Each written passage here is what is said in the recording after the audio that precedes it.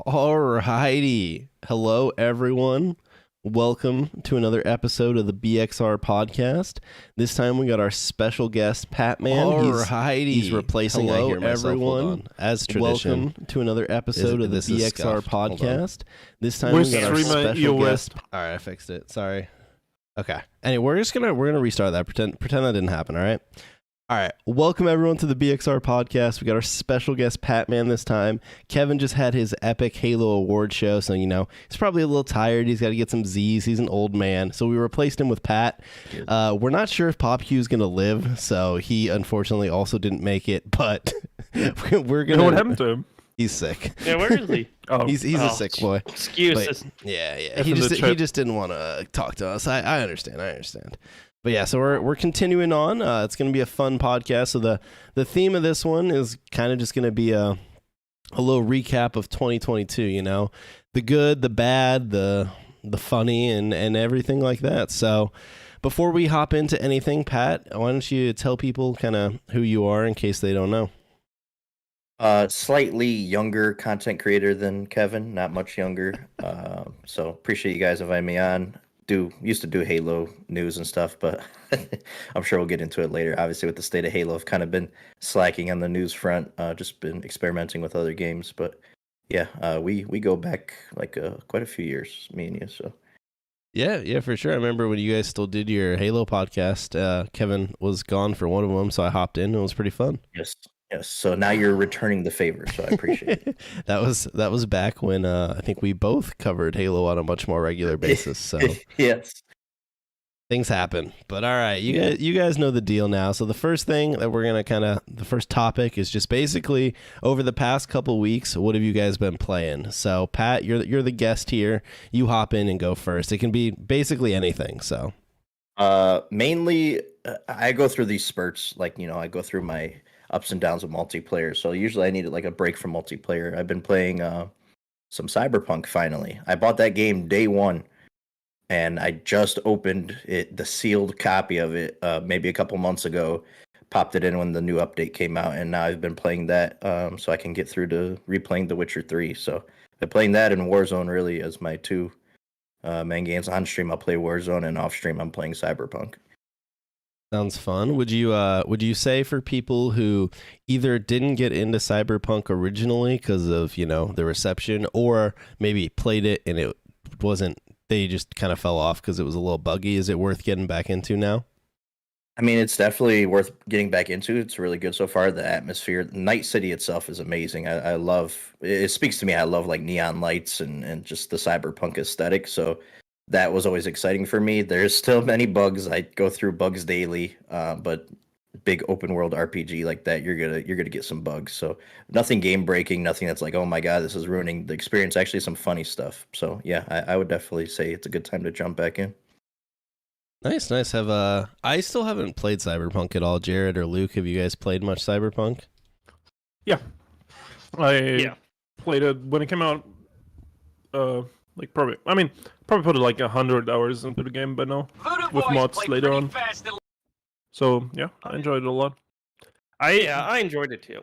I honestly think it was a little like overhated, because like have you never played the fucking Bethesda game at launch? That shit buggy as fuck too. Oh yeah. Or like Fallout 3 or New Vegas or Fallout 4 even are still good games. So I don't know. Yeah, but I feel the same way. I guess because they just had a higher reputation than Bethesda. But I mean, like, I feel like it's more like a reality check to like the people, because like the expectations were like unrealistic almost. Yeah, coming off Witcher 3, yeah, CD Project Red built up quite the reputation. So yeah, I feel like even The Witcher 3 had a lot of glitches and bugs, just like Cyberpunk. It's just, I feel like because of what The Witcher was, people just they just ignored it. Let's just be honest. The hype wasn't the same as Cyberpunk had because of The Witcher 3, so I think people just wanted a reason to really hate on it. And the game worked fine for me, actually. I played through it on PC. I didn't experience almost one bug, surprisingly. And, well, I also played it on console, and I did experience a lot of bugs on that, but I don't know. It was pretty good to me. I think it just kind of depended on where you played it at. That's kind of what kind of experience you got at that time. Obviously, it's a lot better now, but That's how I feel. Yeah, that's fair. I feel like Cyberpunk was. Maybe I'm wrong because I'm not super like into RPGs, but it felt like it was the first time on launch that a CD Projekt Red game had like mega hype behind it. Because I know people liked The Witcher 3 obviously, but I don't remember on launch it really being that hyped up because. So like this one had all the expectations, and obviously, I mean, it didn't live up to them, no doubt. It's like with how buggy it was and whatnot, but yeah, that maybe extra eyeballs and hype kind of built it up a little bit too much. Plus, I mean, Keanu was in it. He's popular, right? True. Beloved actor, and I mean, this was announced in 2013. You know what I mean? When this came out, this was like announced for 7 years, maybe. Yeah, that sounds about right. So like, you know, a lot of time to build up hype and stuff. And I mean, like, I only know a handful of people who actually played The Witcher 2. So like, or like before Witcher 3 came out.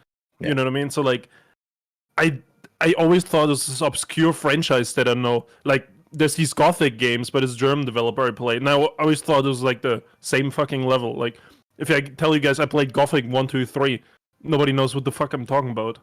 You know what I mean? Yeah. So like, I mean some of them, but like I mentioned, it's like the general. Yeah. I've never played them, but I've heard of them. I've heard of them, yeah. So yeah, so like I always thought Witcher was an obscure franchise. So like when Witcher 3 blew up, it was a little surprising to me.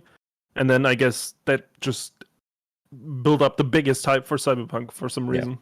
Critically, like at launch, Witcher was just like 10 out of 10s, 10 out of 10s, 10 out of 10s. I bought it at launch. I was like, man, this game's gonna be great. Absolutely hated it. Like, I'm like, what is the hype about this game? What I was kind of like the same way with Fallout 3 though. Like I didn't get the hype. I got into Fallout 3 super late.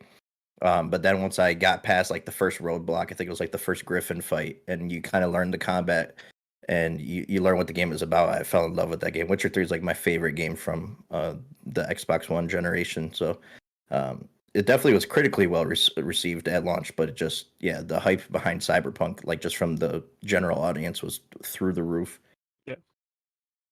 Yeah, that makes sense. I mean, I think a big part was Keanu, because he is a very beloved public figure. And like, you know, he's one of the ones that never had real controversy. I mean, the worst he has done is like done a bad acting job, but like, who really fucking cares? You know what I mean? Yeah. Yeah, that's fair. And for sure. But yeah, all right. So you said besides that, you've been playing some Warzone. What are your opinions on the grand old Warzone these days? For me, I like it much better than the multiplayer. I think you know how I feel about Modern Warfare 2's multiplayer. I'm not a big fan. I like the higher time to kill Call of Duties. So Warzone, obviously higher time to kill, but with very similar sandbox, obviously different tunings and stuff. But so far, I like it. I get people's gripes with Warzone 1 versus Warzone 2. To me personally, I don't really care about certain gripes, like the slide canceling. It feels a little bit clunkier than Warzone 1 to me, but overall, I've always liked BRs, especially when they first come out, until I get sick of them eventually. Like, I don't know, they'll have to do something to keep me coming back, but for now, there's really nothing else out that I'm enjoying, so it's Warzone 2 or bust when it comes to multiplayer stuff for me right now. Yeah, I kind of feel like for me, so Warzone over the past month and a half or 2 months since it dropped has by far been the game I've put the most hours into, but I do kind of wonder if that is just kind of a placeholder. Like, it's just the only thing kind of worth playing at the moment. That's if I want to play something new in multiplayer. But I mean, overall, I'm still having fun with it. The meta, I feel like, is getting pretty dang stale. I don't know how often Activision or Infinity Ward or Raven, whoever updates Warzone, I don't know how often they mess with the meta in Warzone, but I wouldn't mind seeing some type of shakeup because, like, don't get me wrong, I doubt that my hidden SBMM or whatever is that high, but every single game I play now, past the floor loot section, like the very start of the game, every single person is running an RPK and a Fennec, and I feel like it's getting a little bit boring because it's like, don't get me wrong, like, I don't mind using those guns. It's not like they're unfun to use, but when everyone in the game is using the exact same gun, I feel like it does start to get a little bit boring. It does. And now they added the loadouts to Yeah. the buy stations, which they were supposed to not do because that was Yeah. supposed to be the big change from Warzone 1. And now, so So- everybody else is getting their loadouts quicker and getting I guess those so, RPKs. But I always thought that made Warzone special, the loadouts, because like they made it stand out, right? That was with Warzone Yeah. 1, like no other BR does that. So like, Yeah. I was kind of sad when they removed it. It does. It makes the problems with. I mean, the they meta just need to being balance the same. guns. Exactly. So if it was better balanced, it wouldn't be as big of an issue right now. But everybody, that's what he's like. I get what you're talking about, Arash, when you're saying like it's just getting stale. I think that's primarily because of loadouts. Honestly, Yeah, I right now. mean, But Don't get me wrong. I like Lucas saying, I do think the fact that you can get loadouts in a BR is kind of what makes Warzone unique. I think they just need to work on the balance because absolutely. I think it was masked at first. One, people were trying out all sorts of different guns, but two, guns used to cost $5,000 and you didn't get loadouts, right? So now they're $2,500. You can buy loadouts. The loadouts even drop from the sky faster. So everyone is just getting loadouts or weapons quicker and more often. And I think that's why we're starting to see nothing but the same handful or same couple weapons over and over. And loadouts are coming into the map earlier, and there's other ways to get loadouts like the strongholds and stuff. So it's just magnified in this version. Yep, for sure. All right, well, Luke, what have you been playing? Warzone, NO 1800, and that's about it. All right, Really? tell us about Anno. What you picked it up on just the Steam sale, right? Yes, technically it was a Uplay say Oh, okay. sale All right, fair because it enough. was like Same thing. $10 cheaper over there for some reason. But yeah, I mean, it's just like a city builder strategy game. I don't know. So is it similar to like City Skylines type of city builder, or is it more like a Civ no, type it's game? Well, it's not like turn-based like Civ, right? It's more Yeah. like you build your city slowly and then unlock new technology and stuff over time. So I guess it's like City Skylines, but not as much sandbox. More like, or like, I mean, it has a sandbox, but like it's more tied to like progression. You know what I mean? Okay, yeah, for sure. Is there like combat at all, or is it purely just build up a I city? mean, yeah, you can start like wars with other okay. people and stuff. It's mostly like since it's NO 1800, it's mostly like ship wars Yeah, and stuff. You know what I that mean? makes sense. But yeah, you can do that. Is it worth a play?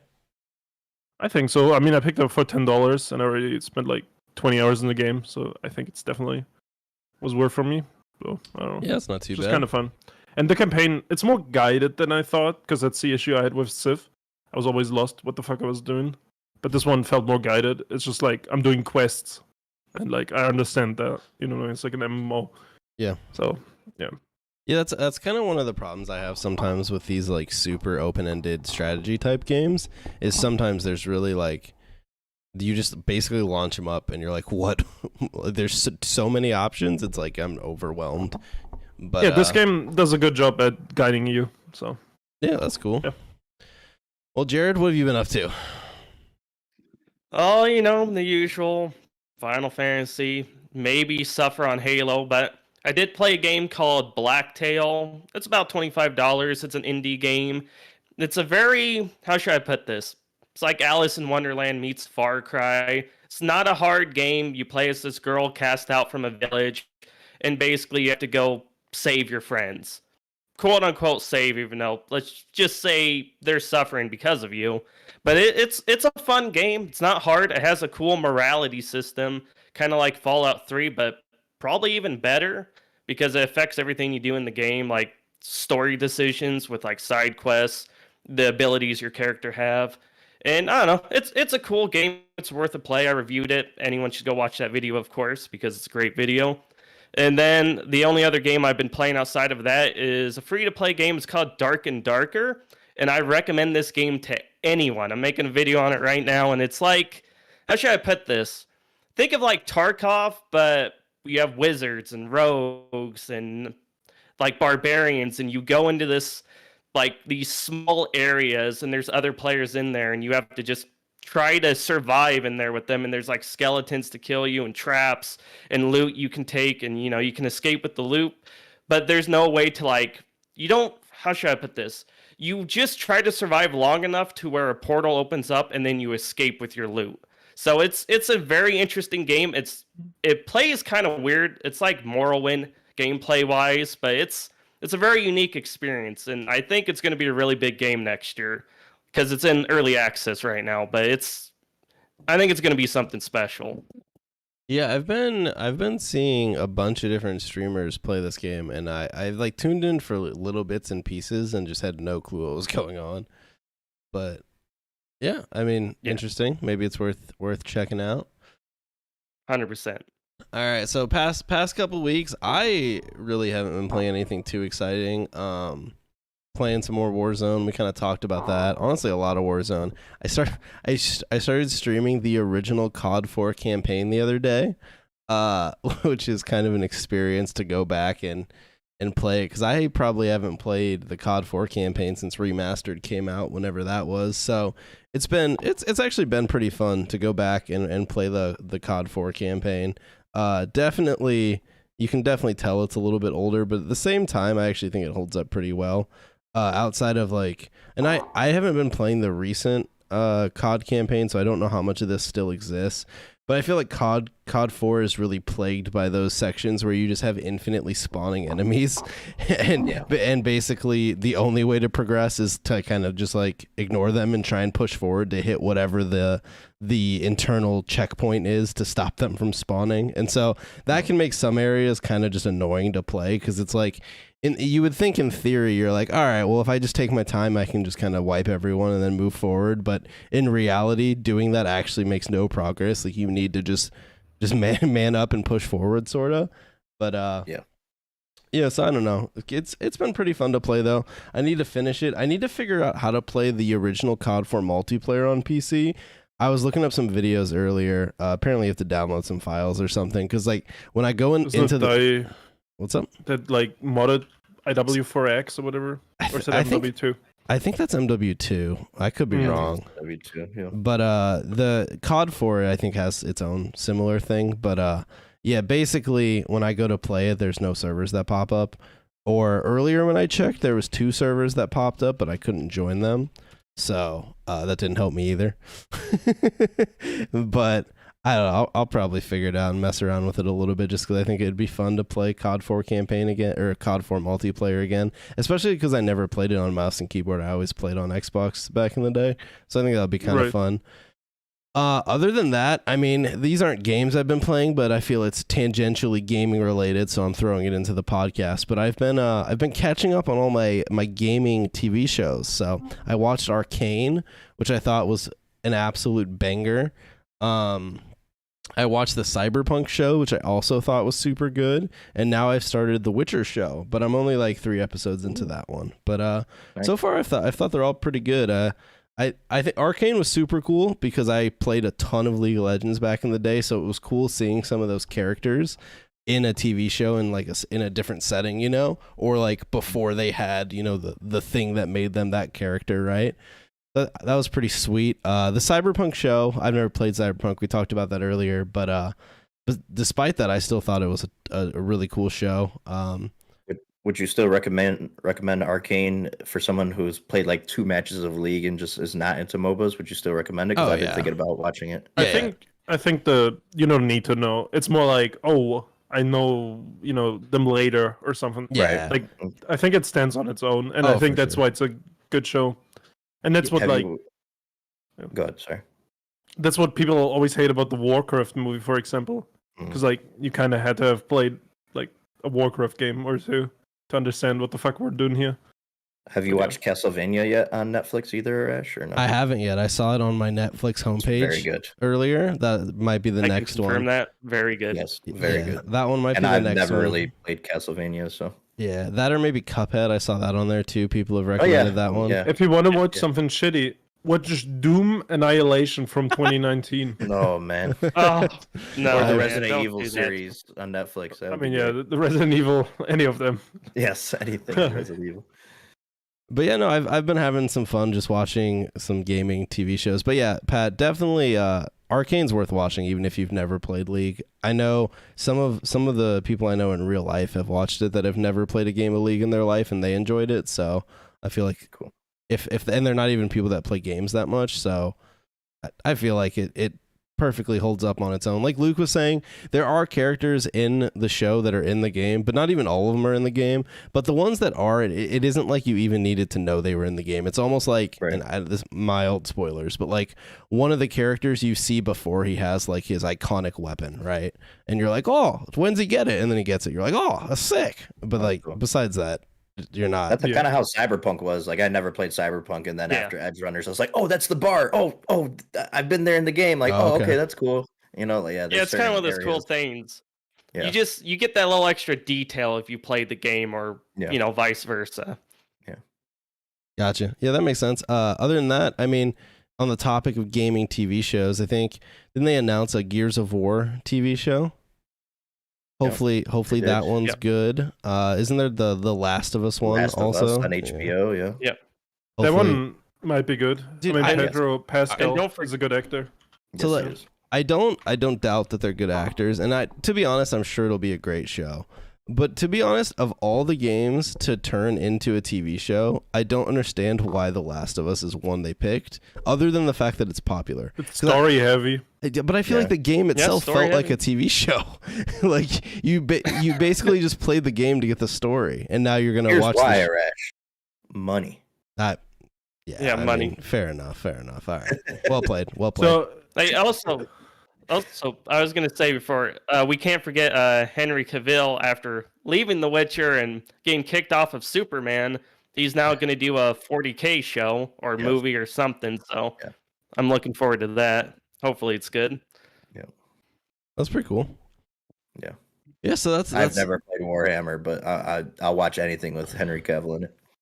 I have played very select Warhammer games. There was the Space Marine game that was the third-person shooter, I think back on the 360, which didn't they just announce a new one for some reason? Yep. But there's a new one coming out. That game's underrated. It's actually really fun. Yep. I actually had a lot of fun. And that's what the show's based on, I think. Oh, okay. Cool. Or those ones. Yeah, that might be a good show. Other than that, I need to play. I told Luke I'd play the new. What's the Left 4 Dead one called that just came out? Dark Tide? Yeah. I told Luke I'd play we Dark Tide with him, and I haven't done it yet, so I need to do that. What is Vermintide? I know that was on Game Pass for a while. Yeah. That's Warhammer too, right? Yeah. So Vermintide it was free on Steam actually for a while. Yeah. Vermintide is also like a Left 4 Dead style, like 4-player co-op game, but it's set in medieval times. Yeah, not a Warhammer lore person, but I think they're set in like two different eras completely. Vermintide is more like I think there's like some time travel, or like I don't know how the Warhammer universe works, but from my understanding, it's either some time travel shit, or they also have like elements from our time, or like from the real world. I don't know, but like 500 years ago or something. I don't know. Yeah. Yeah, so Warhammer's interesting, but yeah, okay. Well, I think that kind of wraps up kind of what we've been up to. Is there anything you guys are looking forward to that's coming up in the near future? I feel like we're kind of in that lull of games, but there's some stuff coming out in January, I think, isn't there? Yeah. I think January and February have some games coming out. I mean, you got the Dead Space remake. You have Wild Hearts, which is like Monster Hunter. Let's see. You have the new Harry Potter game, which a lot of people are excited about. We have Resident Evil remake. I think that's March, but I mean, there's a lot coming out to be excited about. Yeah, no, for sure. Hopefully, I'm hoping that 2024 is or 2023. I'm skipping a year. I'm in the future. I'm hoping it's a little bit better than 2022, but we'll talk about that. We'll get into it. So I think that kind of transitions us into the next topic, which is just going to be basically your best and worst games of 2022. No specific. We're not nominating things for awards or anything. This is basically just pick things that either impressed you or completely disappointed you in 2022, and go at her. So I'm going to start, and just to give you guys a little time to think what you want to talk about, and also start us off with a controversial take, because, we love those here, and that's good old Elden Ring, because I fucking hate that game. Don't you dare. Don't you dare. So I gotta go. I fully realize that Elden Ring is a great game, but I I just don't enjoy it. I think I checked the other day. I played like 5 hours on Steam, and they're probably the least fun I've had playing a video game. Sure, seeing him struggling the first camp. You gotta have somebody there to help you, like ease you. Have you ever played a Souls game or not? I have not. No, I just struggled for. You definitely for 4 need or somebody 5 there to hours. ease you into it. Yeah. I don't think you do. I never finished a Souls game or got past the first boss of any Souls game, and I beat Elden Ring. So I think Araj is just a wussy. I don't know. I was eased into Dark Souls like by a friend. He like literally carried me through that game, and it came like one of my favorite games of all time. And then I've played like every Souls game since then. So I don't know. It might be different. I always think it's funner with friends and stuff. So maybe that's what you need. Yeah, I mean, to be fair, maybe it's a game I try and go back and play again sometime, but yeah, I don't know. Obviously, it won Game of the Year and all that jazz, so it is a very good game. It just wasn't a game that I think Not for everybody. I enjoyed very much, but I don't know. I feel like that's actually kind of that game in a nutshell. Like, for the people that liked it, they absolutely love it, but I feel like a lot of people, it still just didn't really hit, even though it seemed to hit. This Elden Ring seemed to hit a lot more than the previous Souls games for sure in terms of a lot less niche. Yeah. Yeah, I mean, I think it was just more accessible than the other ones because the issue I always had, like, when I think back to playing Dark Souls 1, I was, like, stuck in this fucking section and, like, I could only go fight the boss. There's nothing else I could do. Yeah. And, like, I'm like, I just don't care. Now and then, like, come back Well, later. and Elden Ring, I just fucking explore the whole fucking map, get some wizard staff and some or meteoroid throw, and then, like, maybe I can beat the first boss. We'll see. Right. You know? yeah, I think it's important to also note they didn't force PvP in this one when playing online. Like when you were solo, you couldn't be invaded by other people. It's only in co-op, so that definitely made it a lot easier for a lot of people. And you didn't get punished for dying either. So Right. in terms of, losing health or anything like that. Right. Yeah. Yeah. There's a lot of different mechanics from the Souls games that were a lot more noob friendly, I would say. Oh yeah. Yeah. Are you guys I mean, obviously Okay, well, what's your best game then if dude, Elden Ring is one of your most overhyped or overrated? I mean, no, so okay. I don't think Elden Ring is overhyped. I just didn't like it. When we were watching the Game Awards, I was fully on board that Elden Ring should win it. Just to be clear. Absolutely. I fully believed this should win Game of the Year.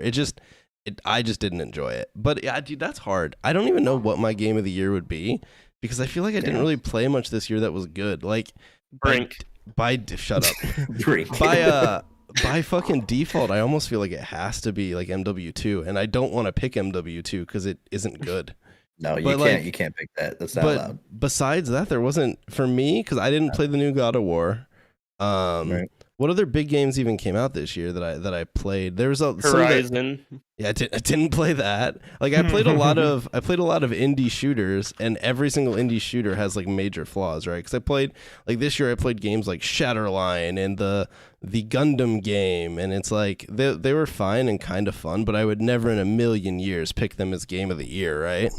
Right. Yeah. But yeah, I don't know. I mean, it's your personal game of the year. You wouldn't say like, "Hey, this stood out to me."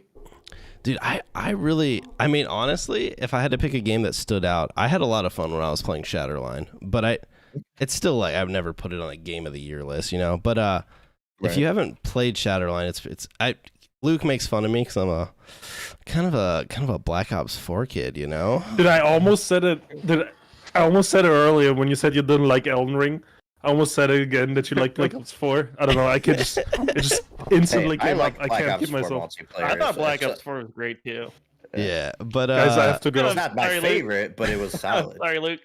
You guys but have to- Shatterline is sort of Black Ops 4, but made by an indie company, so it's kind of just Black Ops 4, but slightly worse. So, I mean, I thought it was fine when I played it with you a little bit. Right? yeah, it has It even showed up on my like Steam replay, not as the top 5 games, but Oh, like shit. somewhere. Oh yeah. Notably played because we did a couple sessions. Yeah, I played a decent bit. It's kind of cool. The PvP is very, very Black Ops 4. But it has a PvE mode, which is like, I don't know, budget ass Destiny. So it's kind of interesting to see those two things thrown together. The only thing that I found kind of annoying when I was playing it is the game has these blueprints that you have to earn for guns, and unlike Call of Duty blueprints, which are kind of irrelevant other than for skins, the blueprints in this game are disgustingly OP. Basically, it's like take an assault rifle and make it do 10% more damage.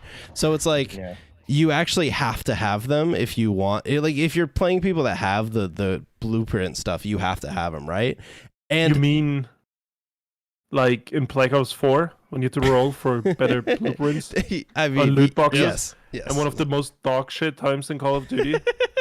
Yes, but so unlike in some of those games, you can't buy the blueprints in this, which I do respect. At least you couldn't at the time. I haven't played in a month or so.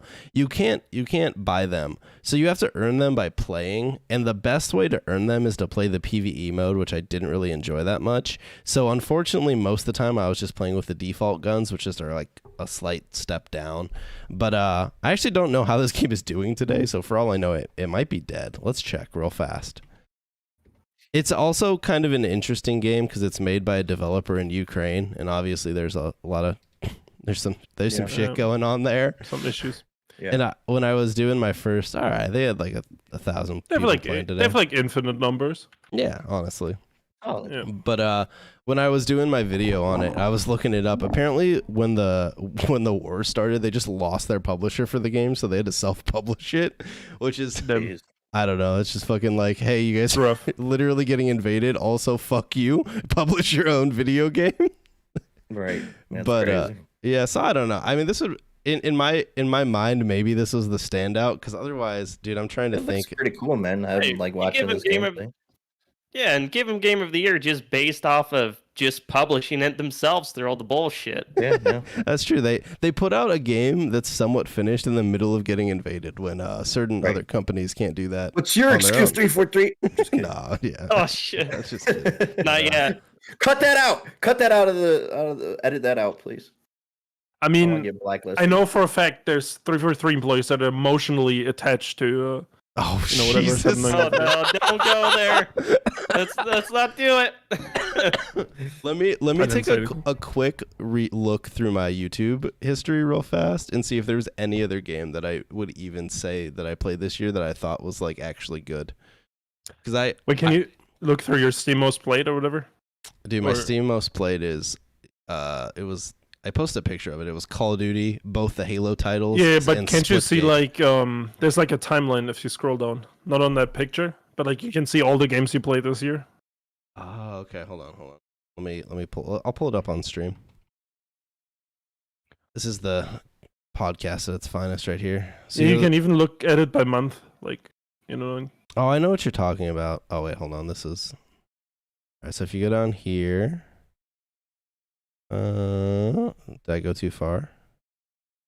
Oh yeah, apparently this year I started I tried playing or getting into Metal Gear Solid 5 3 times and it failed. That's actually funny.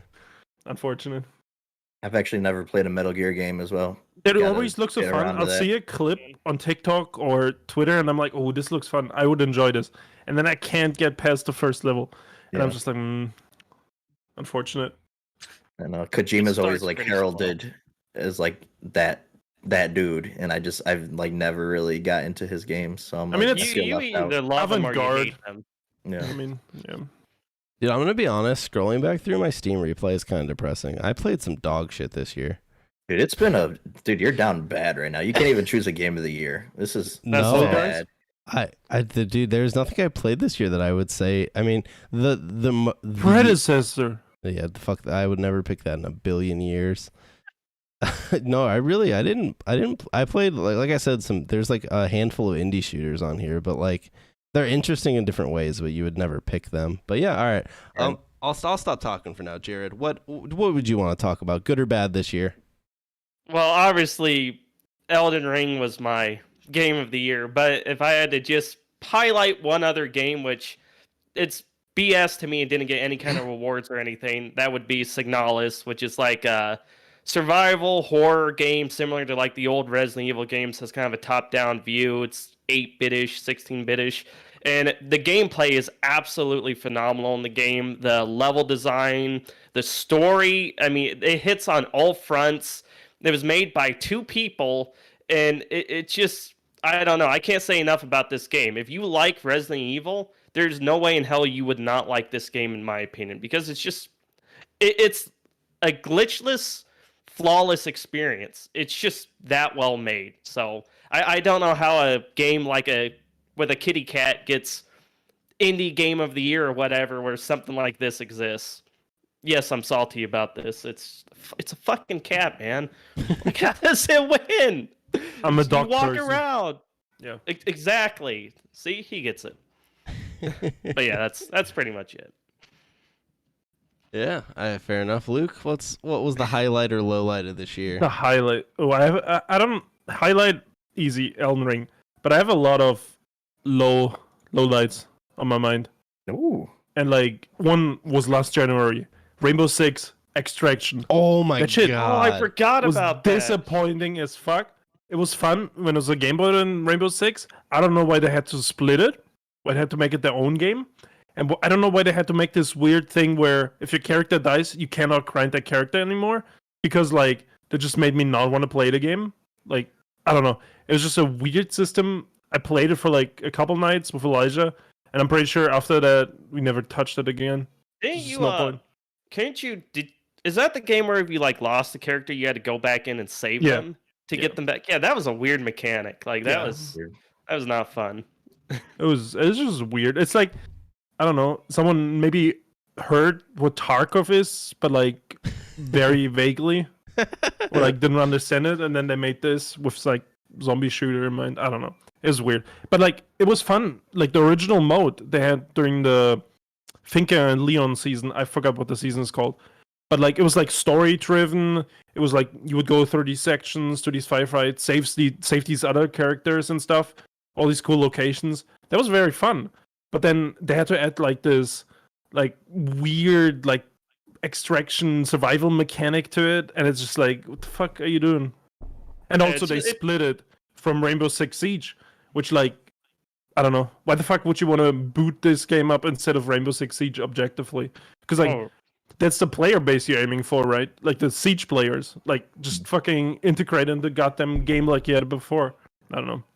I don't understand devs why they have to make these weird separate experiences instead of just adding on to the game that's clearly popular that they made. Like Resident Evil Reverse. I almost forgot about that. That monstrosity of a multiplayer experience. I just stop. Just as whoever is doing this shit, just stop. I can't do this. Yeah, I mean, I feel like the reason it happens is because in theory, if you split it off onto its own thing, maybe it could have more content, right? Whereas if you leave it as part of whatever game it's split off from, it might. Because basically, I mean, if we're being honest, a game mode in a game should, in theory, always probably have less content than a full game, right? So in theory, maybe if you have a cool idea, you split it off into its own thing, and then it becomes popular on its own. I mean, Right. that's what happened to disagree. Fortnite, right? It split off. But as look at Warzone. That shit's integrated into the new COD. is It's it huge. though? Was integrated. It I mean, is. You launch it it is in the same thing, launcher. but it's like it's yeah. I mean, Battle I mean, Pass it is uses all the shared progression. assets. that's It Yeah. uses true. all the Alright, guns. yeah, like, fair enough. it is the same game. Like They- it's just a bigger That's game true. mode. They are connected, and you can definitely tell they're connected too, especially with like DMZ and Warzone and the raids and stuff. Like they share mechanics for sure. Yeah. So yeah, I mean that's a fair point, I guess. Actually, that's good. That's a good counterpoint. But So I think you can enhance your game by adding a bigger game mode like years later. Why not? Like if I'm sure like they sold it for $40, Rainbow Siege or Rainbow Six Extraction or whatever. And like I feel like if they just integrated into Siege and maybe made it a season where you had to buy the season pass to get like, I don't know, maybe integrated with like an operator or something like they do some other seasons. Like I feel like they would have made more money than like selling it for $40 standalone. They would have made more money cosmetics alone. You know what I mean? Like, I yeah, don't know. I mean more people probably would have played it, right? Yeah, I don't even know. There was supposed to be like updates. There was like this timeline of stuff coming, like raids and all this stuff. I don't even know if that ever came out or if that was just like straight up canned. Yeah, I remember seeing this when they announced it, and I was just like, this just seems half baked. I was like, I don't know about that. And then I remember when it came out, all the reviews were basically like, yeah, it's not that great. But yeah. Well, fair enough. I'm trying to think of other cool games I played this year. I played an indie shooter called Sector's Edge. I don't know if you guys have heard of that one. Nope. It's pretty cool. So basically, I mean, I'm not gonna lie and tell you it's the most unique game in the world, but it's kind of like if you took Minecraft and then combined it with Battlefield. So basically, you have this like large scale, and I forget the lobby sizes, but it's like large lobbies on huge maps, but with complete destruction. So as the game goes on, you can completely destroy the map. So it's pretty fun. You also have some building mechanics that are Fortnite-esque, maybe not as cracked as Fortnite, but you can kind of rebuild the map that you're playing on too, which is kind of fun. And from my understanding, it's made by like 2 people, and I think it's been kicking around for a couple of years now. But recently-ish, within the past month or two, it kind of got some like a little like publicity because Luke's favorite Twitter account was tweeting about it. But so there's a lot of people that jumped in and checked it out, and I don't know again today what it's like, but yeah, it's pretty fun. I had some fun playing it for a little bit. I mean, in all honesty, I haven't hopped back in after playing it, so I guess what does that say about it? But I thought it was fun for the 6 or 7 hours that I put into it when I was playing it, so it's alright. You can kind of see on the screen right now. It's got the little Fortnite ass building, so you can be cracked at Fortnite and this game if you want. Nice. Yeah. Besides that, I'm trying to think of things that like completely disappointed me this year. I mean, there's like stuff one. like Diablo Immortal that was this year, yeah. right? Crossfire X came out this year. The new Saints Row came out this year. Oh, dude. that was- Okay, so I didn't buy the new Saints Row because it looked horrible, but I was so excited for a new Saints Row game because I love the old Saints Rows, and when that one came out and was just a complete dud, I was pretty disappointed. I'm not gonna lie, because I think having a lighter-hearted GTA style game is actually really fun. Yeah. But yeah, I don't know what they were going for with the new Saints Row. Kind of a bummer. It's just weird. Like back in the day, it was like it stood out because also edgy. Yeah. You know what I mean? And like they just got rid of all that, and it's like, what's the point? Because like that was part of the artistic vision back then, right? Yeah. Like it being edgy and like over the top. And then like, I mean, I don't know. I guess they felt they can't do that anymore. But like at that point, your artistic vision is that. Just don't bother. Like if you give up on that, I don't know. Yeah. Well, in the Western style they went with too, with the open world, I don't think that really played well into what the game is, like the franchise. Like there's so much more they could have done with it that would have been way better than this. And let me just say, my wife has 100% in this game, and she will tell you exactly how miserable playing this game is. But she just did it. She did it with all the other ones. And the amount of glitches she ran into, like she was doing some mission and she couldn't complete it because the enemies kept freaking teleporting into the ground and she couldn't kill them. It's the last thing she had to do. It was the most dumb thing I've ever seen. It just, they did not hit this one in the coffin. Let's just put it that way. I want to nominate. Can I start, or Arash, are you good? I'm gonna start with my one disappointing game of the year. Oh yeah, you go. We're just hopping Okay. around, so you just hop on. All in. right, so one disappointing game for me, Modern Warfare 2 multiplayer. It doesn't take much to satisfy me COD wise. Cold War is a great example because I actually enjoyed that game despite it being a complete pile of crap for a long time before they added content and fixed. But I mean, it would crash my whole system multiple times. Actually enjoyed Cold War more than Modern Warfare 2. I didn't enjoy Modern Warfare 2019 multiplayer. I don't really enjoy the higher time to kills and like some of the decisions they made for gameplay wise and game design wise for rewarding people for being more quote unquote tactical or just chilling in buildings. And I like to run and gun when I play Call of Duty. I know No, we'll find out. I think I crashed Shame it that- because I was fucking with I was messing with this. I was trying to fix one of the cameras. I shouldn't have okay. messed with it. But, And then for highlights, I want to do 3 games. Obviously, Elden Ring is like game of a generation for me. Hands down, game of the year. I don't know why I was so reluctant to like put this into my top 5 favorite games of all time, but it passed Dark Souls and like crept into my top 3 favorite games of all time. Honestly, Kevin challenged me to somehow bring Zelda into this podcast, and I will say like it's ruined like open world like Breath of the Wild for me, because like Elden Ring actually rewarded players for like finding secret areas and finding like exploring every nook and cranny of the map, and I haven't felt that way in an open world game in a long time. Being a huge Souls fan, obviously the bosses and stuff were great, and the co-op moments were freaking hilarious. Kevin didn't even know that Souls or Elden Ring was co-op, so I'm hoping to get him into a co-op run, and he's like, wait, those games are co-op? I'm like, yeah, dude, you'll have a blast on them. So I'm gonna try to get Kevin into some Elden Ring. And another Zelda reference, I'm gonna shout out Tunic, indie game that I was looking forward to for a while. Really cool mechanics, very obscure mechanics. It was kind of cool, like being there at launch and trying to figure things out with people as a community.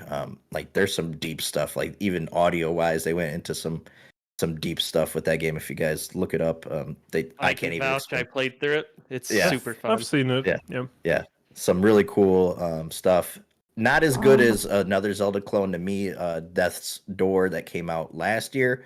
One of my favorite games of last year, but it was honestly a very enjoyable game for an indie game.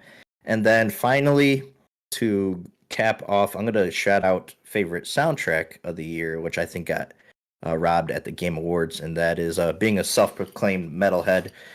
Metal Hellsinger was a really, really good soundtrack, really underrated soundtrack. The game itself was all right. It's like a Doom clone with, your kind of, what's it called?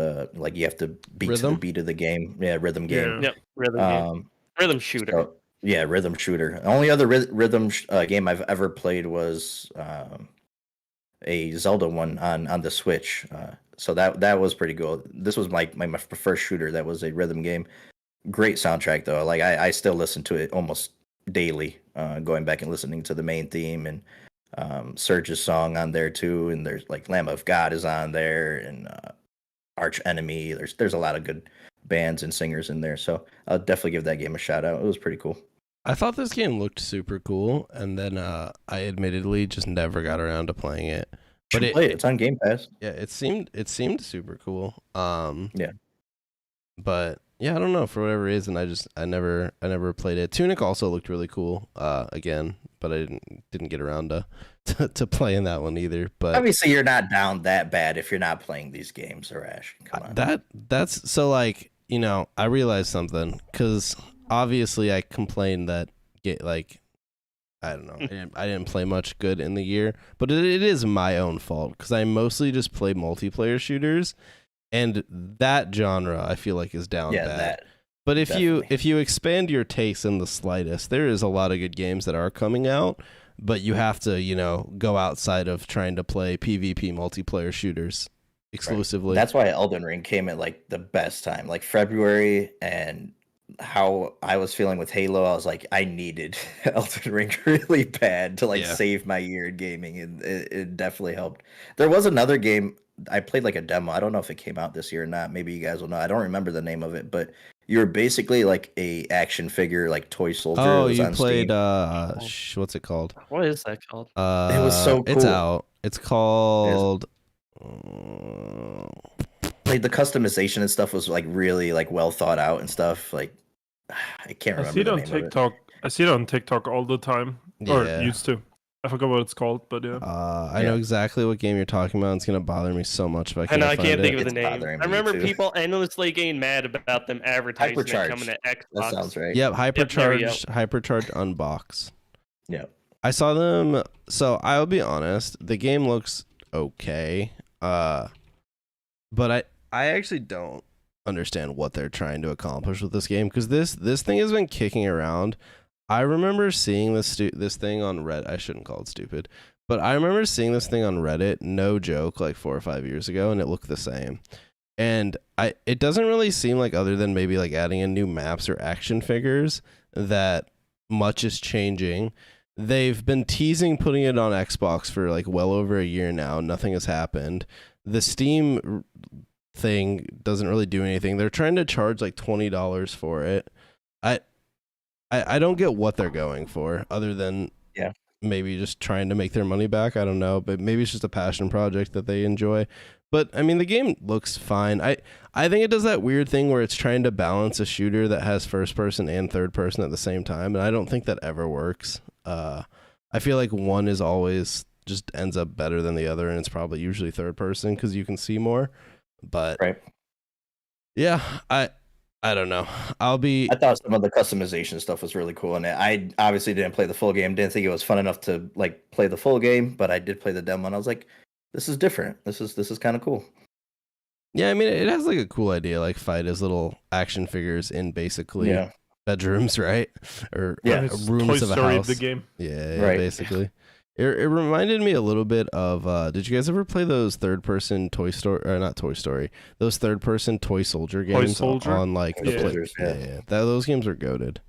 But it reminded me of that, but maybe with less direction, because I felt like those kind of knew what they were doing. But yeah, I mean, Funkel, it's not bad, but I feel like it is when you're an indie FPS that's purely a multiplayer game. If it had a single player, you could charge for it. But I feel like if you're an indie company that has no existing like cachet, trying to charge for your multiplayer only game is just asking for it to be dead. But nobody's gonna.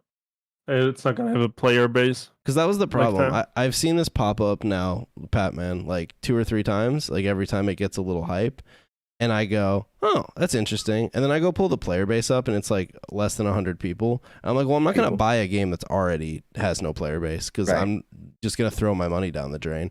Whereas, yeah, if it had a campaign or something, I maybe would play it. Although maybe it has like some type of horde mode. I've not seen this before. Whatever this guy's playing, but so maybe there's like a tower defense kind of mode. I think that you do. Gotcha. Okay, yeah. So I don't know. I remember I did see that, but yeah. All right. Do you have any other games you want to talk about, Pat? No, Elden Ring, goated. All right. I did think of another game I want to talk about that's a disappointment. Not that it actually disappointed me because I wasn't hyped for it, but I feel like the fact that Overwatch 2 has already like completely fallen off the face of the earth is quite the accomplishment.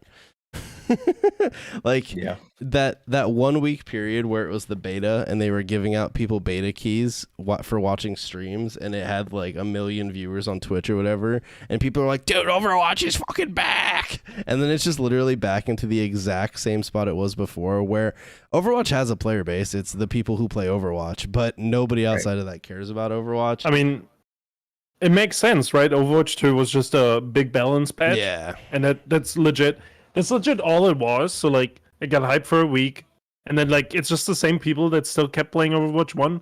And they got that little balance patch. And now they can play Overwatch 2. And, I mean, that's really all it was ever. I mean, I don't know. Pretty much. I jumped on it for the first time in probably a year. I'm like, well, it's Overwatch. Yep. I'm done with it. Yeah, I mean... why not wait till the campaign was done? Yeah, like, that's what I mean. We do know why, right? Money.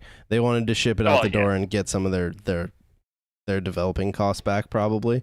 But yeah, dude, the fact that the whole reason this existed was the single player campaign, only for them to not ship it with the single player campaign, is so dumb. Yeah. But even so, like the bread and butter is going to be the multiplayer, and it just doesn't justify playing it to me if you played Overwatch. I literally played like 5 matches of Overwatch 2. They were all Overwatch 1 maps, and everybody's running around as Overwatch 1. I literally felt like I was playing Overwatch 1. So I mean, it is really just a balance patch, right? It's like what League of Legends does every season. That's legit what it was. Yeah. But was it nighttime on the map that you played, Pat? Yeah, instead it was of daytime? nighttime. Oh, dude, I forgot. It's such a huge difference. Yeah, You're right. Yeah. That's a huge difference. Come on, dude. Okay? Man, we need Give them that in credit. Halo Infinite. Right. Give us some nighttime maps. Yeah. Yeah, I mean, Funkle mentioned the Gundam game that I played a bit of this year. I played that too, and I don't know. We played more of that than Overwatch together, at least. Yeah, I think together. I did end up playing more Overwatch, but I mean, I barely did play any Overwatch, but we played more of that Gundam game together than Overwatch. That's what I meant. Yeah. the Gundam game's alright, but I don't know. Oh, I mean, I it haven't was gone there. very shallow, like, Yeah, comparatively. yeah, it just I don't know. Nintendo Switch Sports. Add that to my list of disappointing games. Oh, is it bad? The customization is awful. Like, I don't know Also, if they it launched changed without it. golf, right? Yes. Did they add golf finally? Because I think they did eventually, but like, it's like, why the fuck are you launching without one of the most popular like modes that the Right. first one had? No Like, golf, no baseball, no boxing. Like, Yeah. none of Yeah. the good stuff for the original. No boxing. The Shit, man. boxing. I That was remember so playing good. the boxing with my grandma because it's like the only Wii game she could understand. Like in the, you just like swing your arms a little bit. Luke You know what I looking mean? for a reason to box his grandma. That's all. Oh, yeah, of course. He was ready to go at it. Yeah. But yeah, the customization in that game was absolutely awful, and like they were preaching customization. I don't know. I couldn't like if you wanted a system worse than Infinite's, we Sports was or Switch Sports, I should say. I don't know why they didn't keep the Mii's around. Like Yeah, they were good. I mean, they still Yeah, they make were. they have Miitopia, right? That came out for Right. the Switch, so the Yeah. Mii's are still around. But the fact the Switch or any other Nintendo will not just have the Mii's, like, what the fuck are you doing? Nintendo's so like ass backwards with anything is. multiplayer. sucks. And, Yeah. it sucks. It's because they funny get away with it because they They do. make good games like They make great games. 99% of the time, and that's what sucks. They're just too good at making games, so they can get away with all this fucking And other dog shit. And Their that's systems how- are good too. Like their Yeah. consoles are good, but that's how you just get everything something else. like Pokemon Scarlet and Violet that's the buggiest, Yeah. worst looking game you've ever seen in your life, but it still sells like 15 million copies in 3 days. I Like, mean, it's yeah, because like people push past that, I guess. But yeah. Yeah. I just And I mean, like Pokemon is not owned by Nintendo themselves, right? Right. yeah. So like, I Game guess Freak. there's a little more. Yeah, there's like more turning parts, and then the Pokemon Company is also its own entity. So I think there's like a three-way, struggle. But nonetheless, like Scarlet and Violet, obviously buggy. But Pokemon I mean, games in general have gone kind of Sword and downhill. Shield, people really hated Sword and Shield, and it was the first Pokemon game I finished since Emerald. So like, I don't know, it's weird. Same. I didn't mind Sword and Shield. It was too easy. Like, it was way too easy, but Yeah. it was all right. Only thing is, my cloud didn't have cloud saves, and I lost my saves before the DLC came out, so I couldn't just Oh, shit. I don't know, that kind of frustrated me, but that's whatever. Can you nominate a game that you didn't play as most disappointing? Yeah, No. for sure. Gotham Knights. As a big Batman fan, Gotham Knights. Oh yeah, I wanted to pick that up when it first got announced, but like, I don't know. 30 Obviously, frames, dude. I mean, obviously, if you're on PC, it's a different story. But when I'm streaming, I want to stream a game like that and play with friends. I have to play on Xbox because I can't stand like anything under 60 frames on PC. So if I played it off stream, I probably would have enjoyed it on PC. But if I wanted to play it on Xbox, 30 frames for a next gen game, no, I'm not. I'm not paying 30 for a 30 frame game. I'm sorry, it's 2022. Yeah, no, There's just no excuse for it either. Like, there you isn't. look around at the competition, this is doing 60, this is doing 120. They all have And- multiplayer, then here we are with 30. Like, And then they cut the old systems, last gen, out of the equation. So I thought, hey, Yeah. maybe we'll get, no, still no. No, I did feel they like ever fix the issues? Was there ever patches or anything? I don't know if they plan to add 60 eventually, but it's just off my radar until it's like on a deep sale. Also, why are people asking for 60? I don't understand that, because like, I would ask for 120 on Xbox, because like, that's possible. Well, yeah, So, like, yeah, definitely. But options, I'll take options. Yeah. If there's a Or 60 performance mode. graphical option, right, and then Yeah. a performance at 120, so be it. Hell yeah. I don't get what's so hard, because like, you just need to unlock the FPS, from what I understand. It's like the same as on PC. Just like, I don't know. I don't know why they did that then. I don't know. I feel like They obviously had their reasons, but I feel like launching a game in this day and age that's locked at 30 frames is absolutely asinine. Like, Dude, that was something we complained about during like the 8th gen console, like the original Xbox One and the PS4. Like that was the discussion at the start. Was like, should we have 30 FPS games with sick graphics or should we have 60? And like the people went back and forth. And then we realized like 30 FPS fucking blows. And the fact that now these consoles can do 120 and they're out here shipping a game in 2022 that's locked at 30 is just like, it's just to me, it's just like they admitted that they just couldn't get their game to run right. And they just had to give up and like ship it out the door. Yeah, there's no excuse. And it's worse too because you have fans, like it's nice for Pat to sit here and say, hey, this is unacceptable, but then you have fans who are like, oh, you can't tell the difference between 30 and 60. It's not that big of a deal. And that drives me crazy. It's like there's a clear difference. You are just clearly it literally blind. hurts my eyes trying to play a game at 30. But yeah, no, that was a big. I mean, just look at the graphics comparisons between Arkham Knight and Gotham Knights. I know it's 2 different developers, but those games are like 6 years apart or something. And Arkham Knight looks better than a game that shipped in 2022 and had a better frame rate. I don't get it. Yeah. No, that's great. I feel like this game was up against tough competition just off the rip because it was going to be directly compared to the Arkham games, even though it wasn't made by the same people. But it didn't even do a good job of putting up a fight. Well, they made Arkham Origins, which honestly wasn't a bad Arkham game. It wasn't as good as the Rocksteady games. It was a solid game in itself. So I had a lot of hope going into this, especially with the Court of Owls. I thought that storyline was going to be super cool. But yeah, I heard nothing but disappointing things, and just made me not want to even get in until maybe it's $20. Yeah. It's 30 right now. Okay, we're almost there. We're almost there. All right. Any other games we want to talk about this year that came out? A bit big, good, bad, mediocre? Doesn't really matter. Diablo Immortal, but I think we talked about that. Well, I have that in the news section, but I mean, you can talk about it now if you want. My bad. No, you're good. You're good. I mean, I love Diablo, so like Diablo Immortal being dog shit, or I mean, I guess it was a working game, but like all the pay to win stuff, kind of. You know, it reminds me of a funny story. The pay to win was so bad. I can't remember who it was, but one of the content creators for it, he paid to win so much he can no longer match people. Yeah, dude, that was in one of the modes because he paid too much and got too good with his gear. It's just pay to be the best. And then he had to make a video complaining about it. Like, what did you expect? This is what you get for paying money in this game. Don't you have phones? Come on now.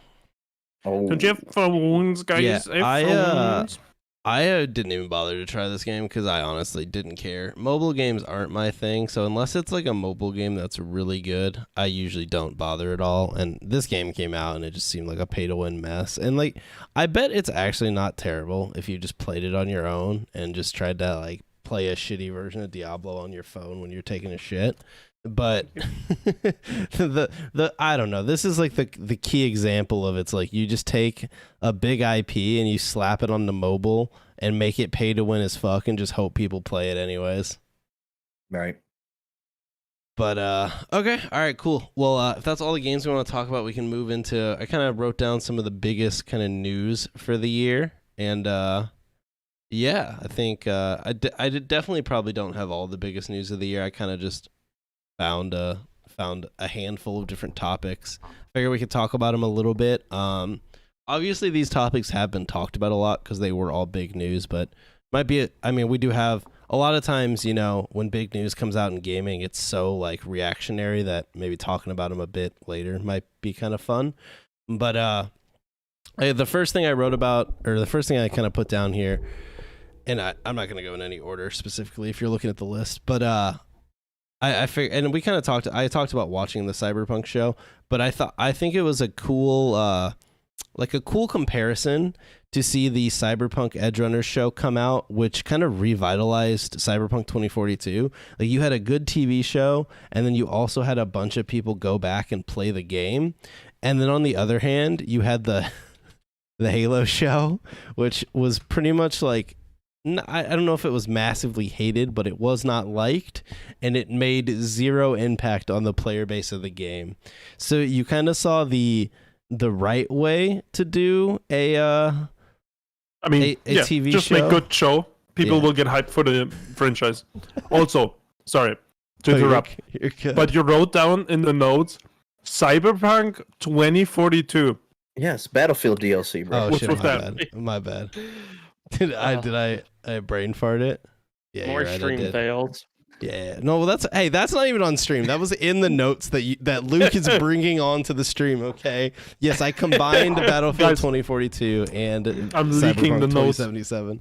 But honestly though, with the whole Halo show, it's just crazy. Like Cyberpunk benefited greatly from them having a show, obviously, and having all these players come back. And then you have Halo Infinite, that's a live service game, and it did nothing to capitalize on the show. It didn't do an event. I mean, we had a few free cosmetics, but there was no Added way Like a later. charm. cohesion between Who the gives a two. fuck? Like Cyberpunk, the show had areas from the game and things players can relate to. Or the show is just like, or the Halo Infinite, compared to the Halo show, there's just nothing to really bring the two together Also, whatsoever. Even Witcher added stuff from the show. Yeah, Which the show is more Well- based off of the books than the games, and they still added stuff. Whatever. And I Whatever, think yeah. it was a mistake that it made it such a big fucking deal. I mean, I guess they kind of had to, the way the show was, but like that it's not canon. Like Right. it doesn't matter if Edge Runners or the Witcher show is canon in the video No. games, right? But it didn't make it a big fucking deal. Right. And for some reason, Just Halo be good. did. I don't care Yeah. if it's canon. Just be good. Yeah, yeah. I wonder if that's like a Halo fan base deal, but I Maybe, don't but know. it almost seems like a excuse now that you know what I mean. They fucking didn't understand any of the writing or anything, Right. or like the characters, or like did all this weird shit. Because I think with- guys, it's not canon. I think with Last of Us, they're bringing on the guy who wrote the games, right, to help with the series. So that Yeah. that's pretty cool. So maybe they came out and said they want to follow the games as close as possible with the Right. Last of Us show. So I'm interested to see how that does. Is this going to be the first time we actually have someone who does what the games do? Like, it's going to be. I'm just curious to see how it goes. Yeah. So I'm interested. Obviously, they announced that, or I don't know if it's like fully announced or if it was just like a leak or a teaser. But the Gears show, I feel like Does it have Batista in it? I think so, doesn't it? But it, yeah. it I don't should. Is it official that Batista's in it? Well, I thought it was don't just know. like It him he memeing should be. for like a long time. But I think he wants to be Marcus, okay, but I alright, don't know if it's alright. been confirmed. But here's my question: why the fuck is this coming out now when it seems like Right. the Gears franchise is in like dire straits, basically dead? Like, why didn't this? Yeah. If this was gonna come out, it needed to come out years ago when the Gears franchise was still Could- doing well. I don't know. Could revitalize it, maybe draw us hype towards a that's new something game. good about Cyberpunk. Show came out within like 2 years of Right. the game releasing. Yeah, We're getting a Halo show like 20 years after the deal. Who fucking cares? You know. Right. I mean, after to be we've been fair, the waiting Halo so show, long. the Halo show came out within a year of the big new free to play title. It should have worked, all right. But I mean, I guess so. Put it with the good games yeah, that ended in sure. 2011. You missed your time. 10 years. Right. No, for sure. But like And the with Gears has been a while too, right? Hasn't that yeah, been like in Gears 5 came hell out for a in- while? Hmm. No, I'm saying the show, like Oh. the show or the movie. Oh, the like, show, hasn't yeah, that yeah, been it's- tossed around for a while. Yeah, it has. The one thing it's done they might be rounds. able to do with Gears is like release like a remake trilogy, like Oh, that'd in the be next dope. year or two. Like an MCC for And then- Gears. Yeah. MCC for Gears, and then go from there. Yeah, that Maybe that will get people. Because I mean, if the TV show maybe launched, you know, with MCC and Halo 5 in 2016, like after, it might have been different. But like, we Dude, waited 7 years Nightfall- for a Nightfall was disappointing Halo, and then like this shit. You know what I mean? So I don't know. Yeah. Yeah, that's fair. Yeah, we'll be interested to see. It's just kind of cool to like compare and contrast games that benefited from like the spin or the like the TV show or a movie kind of recreations Yeah. versus games where it did absolutely nothing. Well, look Yeah. at Castlevania. Castlevania is really good on Netflix, but I don't think there's been anything new Castlevania wise in a while, right? Nah. Right. No. So But they that's could- still only content. And I mean, Castlevanias haven't. I mean, there were some goofy Castlevanias, but like, it's still a beloved franchise where Halo has just diluted over the last 10 years. Right. And like even Cyberpunk was hated on, but like it still has a lot of people that love it.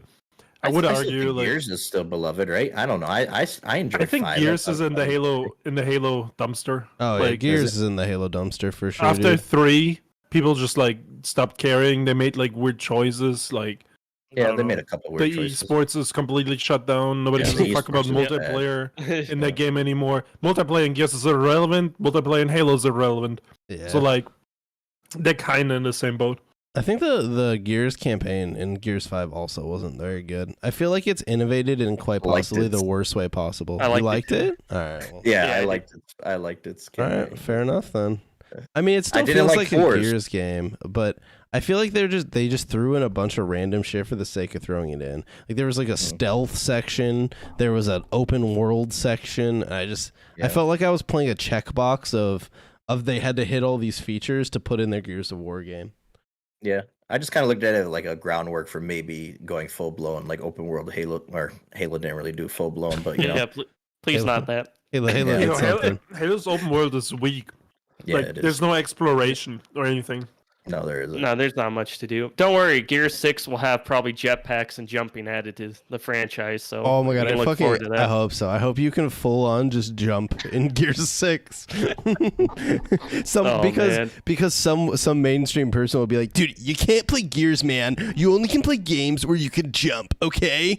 And someone in the boardroom's like, that's right. In Gears we haven't been able to jump. This is Right. why the game is failing. Hey, look at Hey, what I did Elden to Ring. Elden Ring. Yeah, Elden Ring added added The jumping. ring added jumping. Shit. Yep. So and it worked out great. Maybe jumping Breath is of the the key. Wild let you jump on your own, you know, Holy and fuck, Skyward Sword. dude. You know, it was a huge feature for That's Zelda. the real trend. We found it. Shit, I guess we found Yeah, it. jumping the Gears. Yes. I think we out of should 10 get game. hired by the coalition. I mean, yeah. But yeah, why are not? at some point the coalition either has to announce something or like not exist anymore, right? Because Gears 5 came out Right. when? Let's look it up. So Gears 5 Wow. came out 2019. in 2019-ish, 2019. Yeah, so we're 3 years deep. You probably need to see a Gears announcement here in the next year or two, Well, right? they started doing the remasters or remakes or whatever. Remasters, I think, Oh, with one, and then Yeah. they never made the yeah, second one. yeah. I was gonna say there's only one of those. Maybe Luke can answer this for me because I still don't think I have ever found out what did Coalition do to help with Infinite? Because didn't they help something with Infinite? Like, what did they do? I have no idea in detail. Yeah, I think they did something, but maybe like it was just like I mean I don't know. It could be anything, right? Could be Right. like network infrastructure or Oh God, if I don't that's know. the case, Like, please I'm get just them off. saying like it could be like the most minor thing, quote Right. unquote. I thought I heard they were going to help with cosmetics, and I'm like, oh, we're going to have great cosmetics because I think Yeah, 'cause Gears, Gears has has cool great cosmetics. cosmetics. Yeah. And then it's just, well, they're just shit. Imagine like reactive camos on guns and stuff. That would be cool for Halo, but no. I mean that'd be at least something new. Yeah. Right.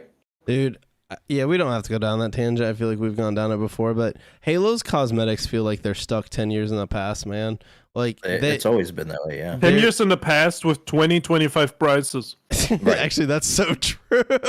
They're charging like the same price that I can literally buy like a dragon skin in Valorant is what they charge me for some Halo looking ass armor that looks barely different than the default. Put a color blue.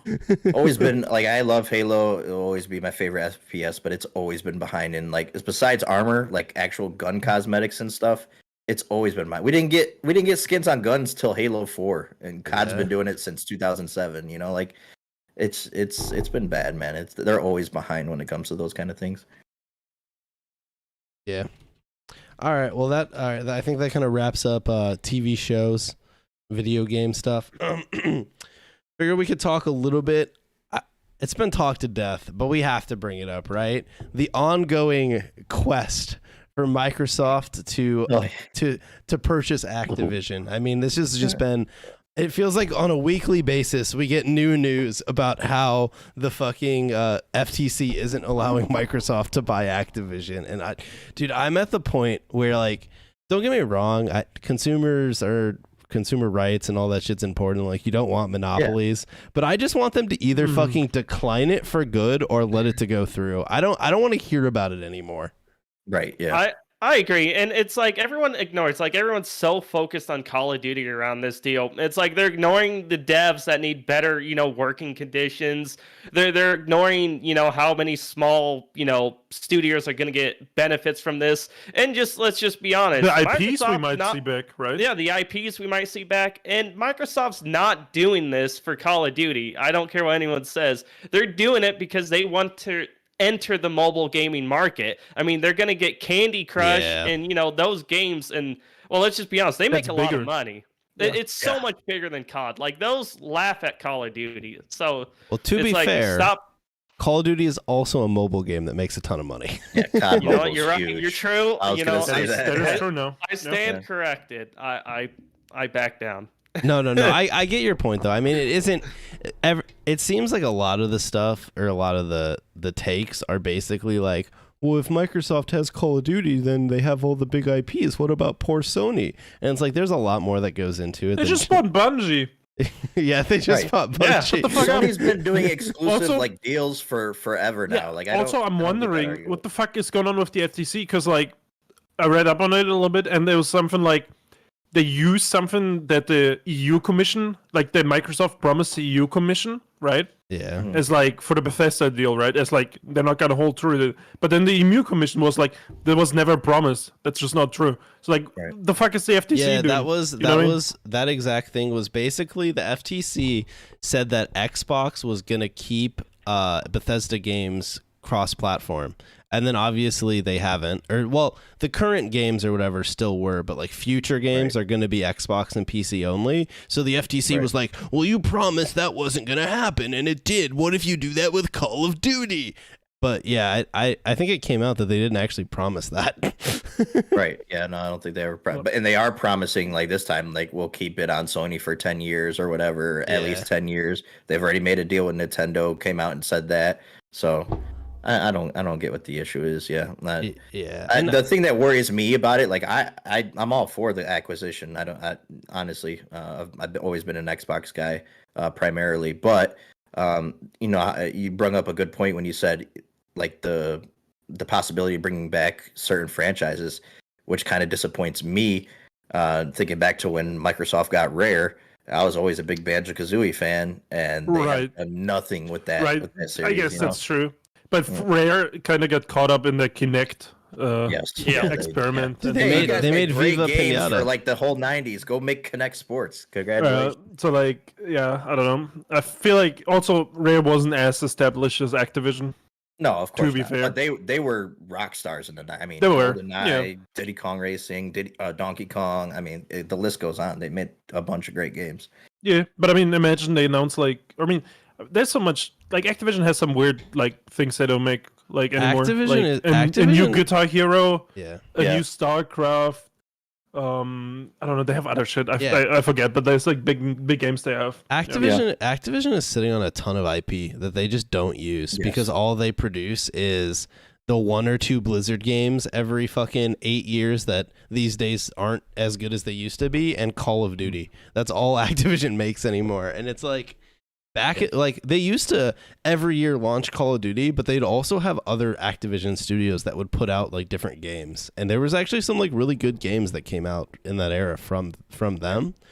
So maybe some of those IPs could come back, but also currently the Microsoft umbrella has shit like Perfect Dark, and they can't even get that game out. So I don't fucking know. They might just Fable. end up... We haven't seen Fable or any of those games. So we haven't seen Oh, sorry. Yeah. I was just gonna say it's not like Microsoft doesn't have IP. They just apparently are unable to get studios that make fucking video games anymore. I don't know, man. Right. It's weird. I was thinking about this. I wonder if they just waste too much money and allocate too many resources to these studios. Because if Infinite's development really cost 500 million, what the fuck are they doing? What are they spending this on? Maybe they're maybe it's as easy as management dragging out development so they can get more salary, or fucking I don't know, them hiring people too expensively, overvalue people because they just can. I don't know. I just wonder what the fuck are they doing? I don't know.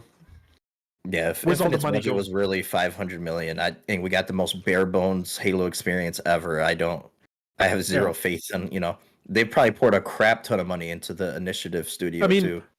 The thing is, Microsoft always wasted money on Halo, right? Oh yeah. But now it just seems weird because like Halo isn't a big franchise anymore. Like Right. back in, if they wasted 100 million on the like MMO, the Titan thing, but like that was fine. Halo was one of the biggest franchises. But now, why the fuck are they wasting like this much money on Halo? Like I don't know. Dude, the Halo franchise has so many canceled games that just never even saw the light of day. That just they spent millions on, and they're just like, just throw that one down the drain.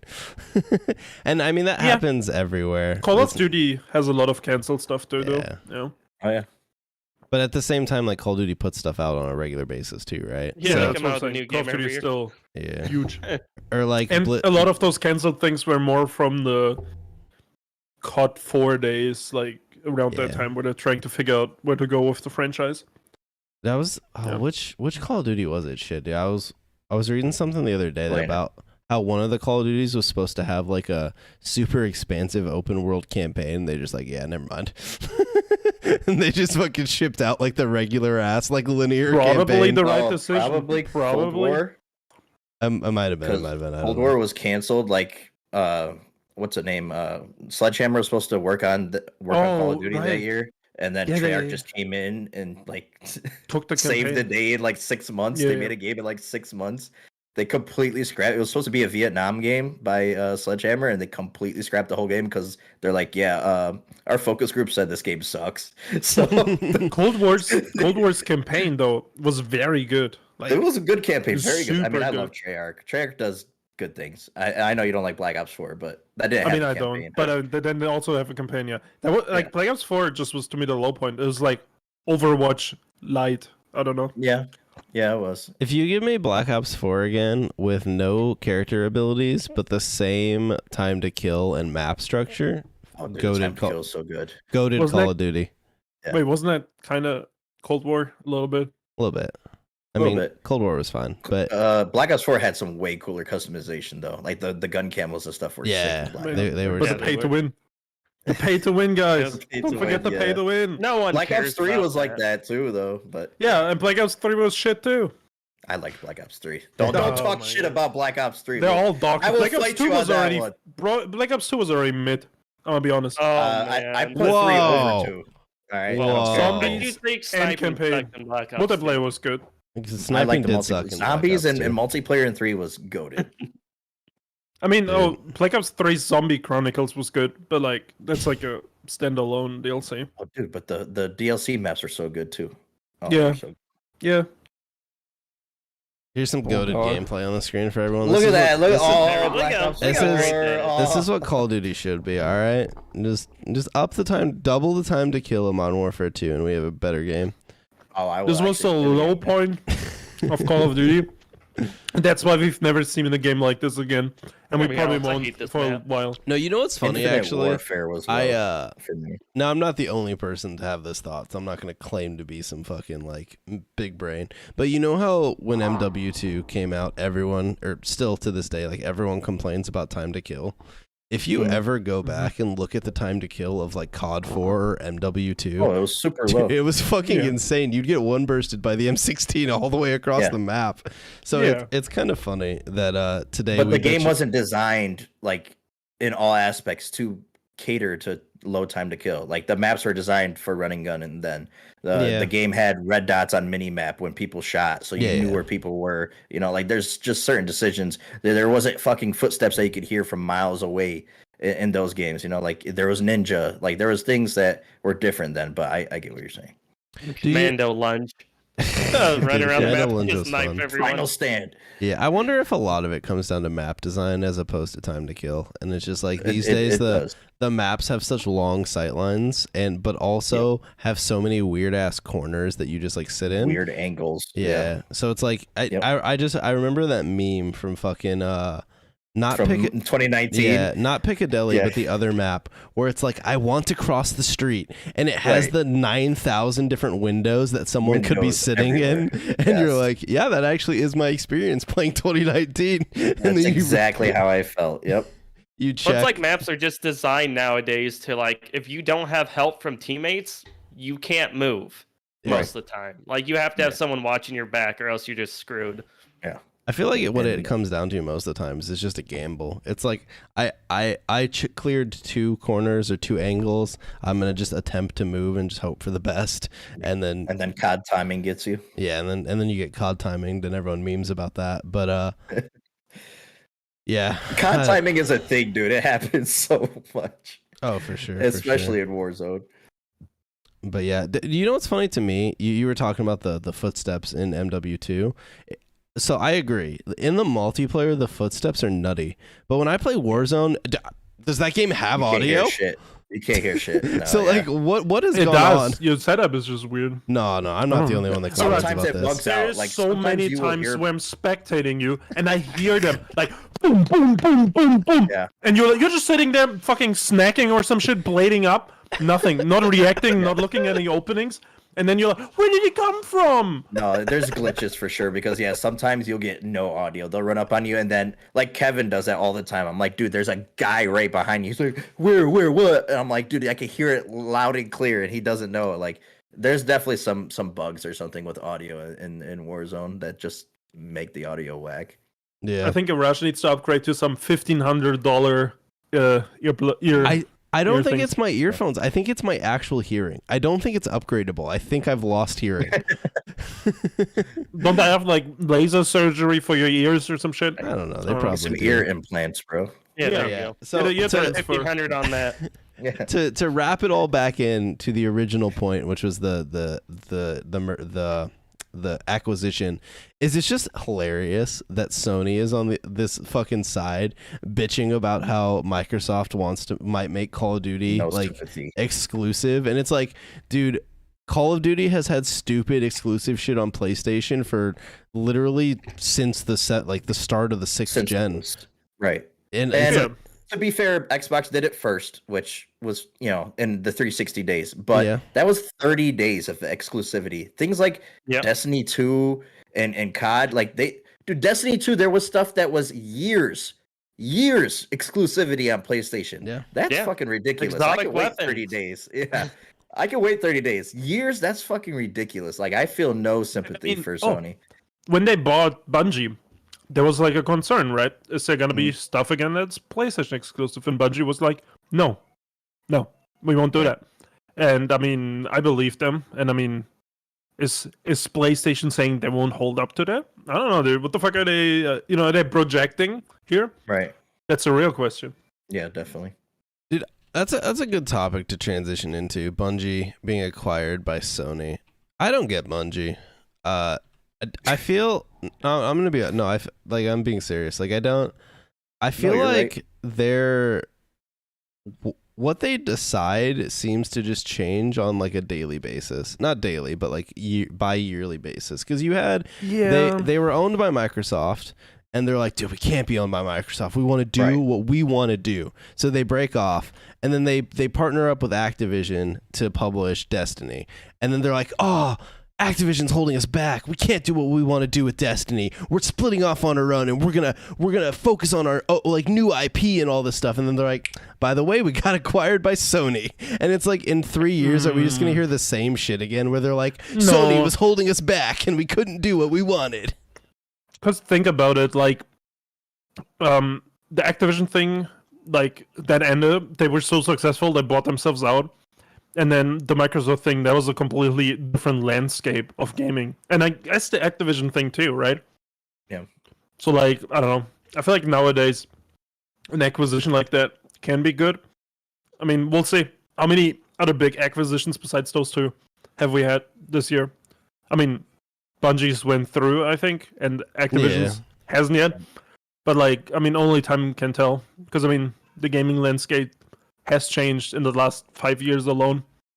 And I think Bungie's a great success story overall, because like they worked on one of the most beloved franchises of all time. Everybody at least knows Halo, no matter if you like it or whatever. And then after that, they built up their own franchise that is also beloved by almost as many people, I would say. I mean, maybe it's a little more niche, but yeah. So I don't know. And now we'll see. I mean, maybe they'll make more games, right? I hope Isn't they it like do. the Marathon. Bungie has some IPs they could use, because like the Marathon universe, it's obviously you can't like just reach it because like the games are so old and like scuffed. But like yeah, it's an interesting universe, and a lot from that influenced Halo. So it's like a little Halo-esque, and I think that could be cool to like see in a modern format. Yeah, maybe Marathon will be the Halo killer. Dude. No, nothing needs to kill Halo. All right. I'm just kidding. Halo can kill it. It's doing on its own. No, I really do hope not because I'm like a Bungie fanboy or anything, but like I just want to see AAA companies make new IP again, man. It feels like we've been in this lull for the past 10 years where no one's willing to make new IP anymore because just milking existing franchises makes more money. And it's like, dude, I hate being that person that's like back in my day, but it's like, dude, back in like the PS2 and the Xbox and the Xbox 360, like those two console eras, I feel like even you had existing IP that obviously kept coming out, but I felt like those same developers would put out like random shit. Like before Bungie made Halo, right? They made like fucking an RTS and a third person action game, and like they were like trying all this different stuff, and then it's like, all right, now we only make Halo. All right, now we only make Destiny, and it's like we were talking about earlier, Activision used to publish a bunch of different stuff. Do you remember like all the Tony Hawk games and stuff that were a ton of fun? And it's like now they only publish Call of Duty, and it's like I just want to see more variety and shit again.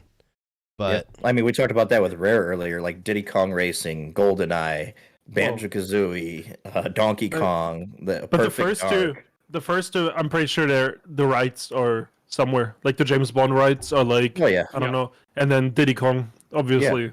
Yeah. But like, I guess we got into like this thing where they only trust certain developers to get like the DNA of a franchise. Like that's why 343 was created, to do Halo, because they trusted that they would know how to make Halo, right? Oh boy. But I mean, like, I would personally love to see, like, if the acquisition goes through with Activision, I would love to see like Treyarch or somebody take and do something with the Halo franchise, do a spin-off, you know.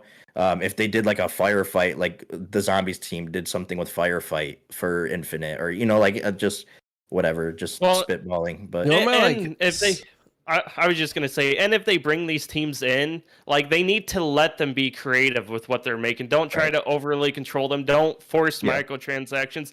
Actually, let the team have a little creativity when making these new experiences, or else, you know, just like you guys said, you just end up with basically copy and paste of all the other games, like the endless open world games we have, and everything has a battle pass. It's like nothing really feels fresh hardly anymore outside of indie games or Elden Ring. Or Elden Ring. all right, so I mean, it also often I feel like there's like if you look at something like Elden Ring, right? There's one dude that has a great vision, and he's great at relaying that vision. Even didn't Miyazaki work on like 2 or 3 games at the same time?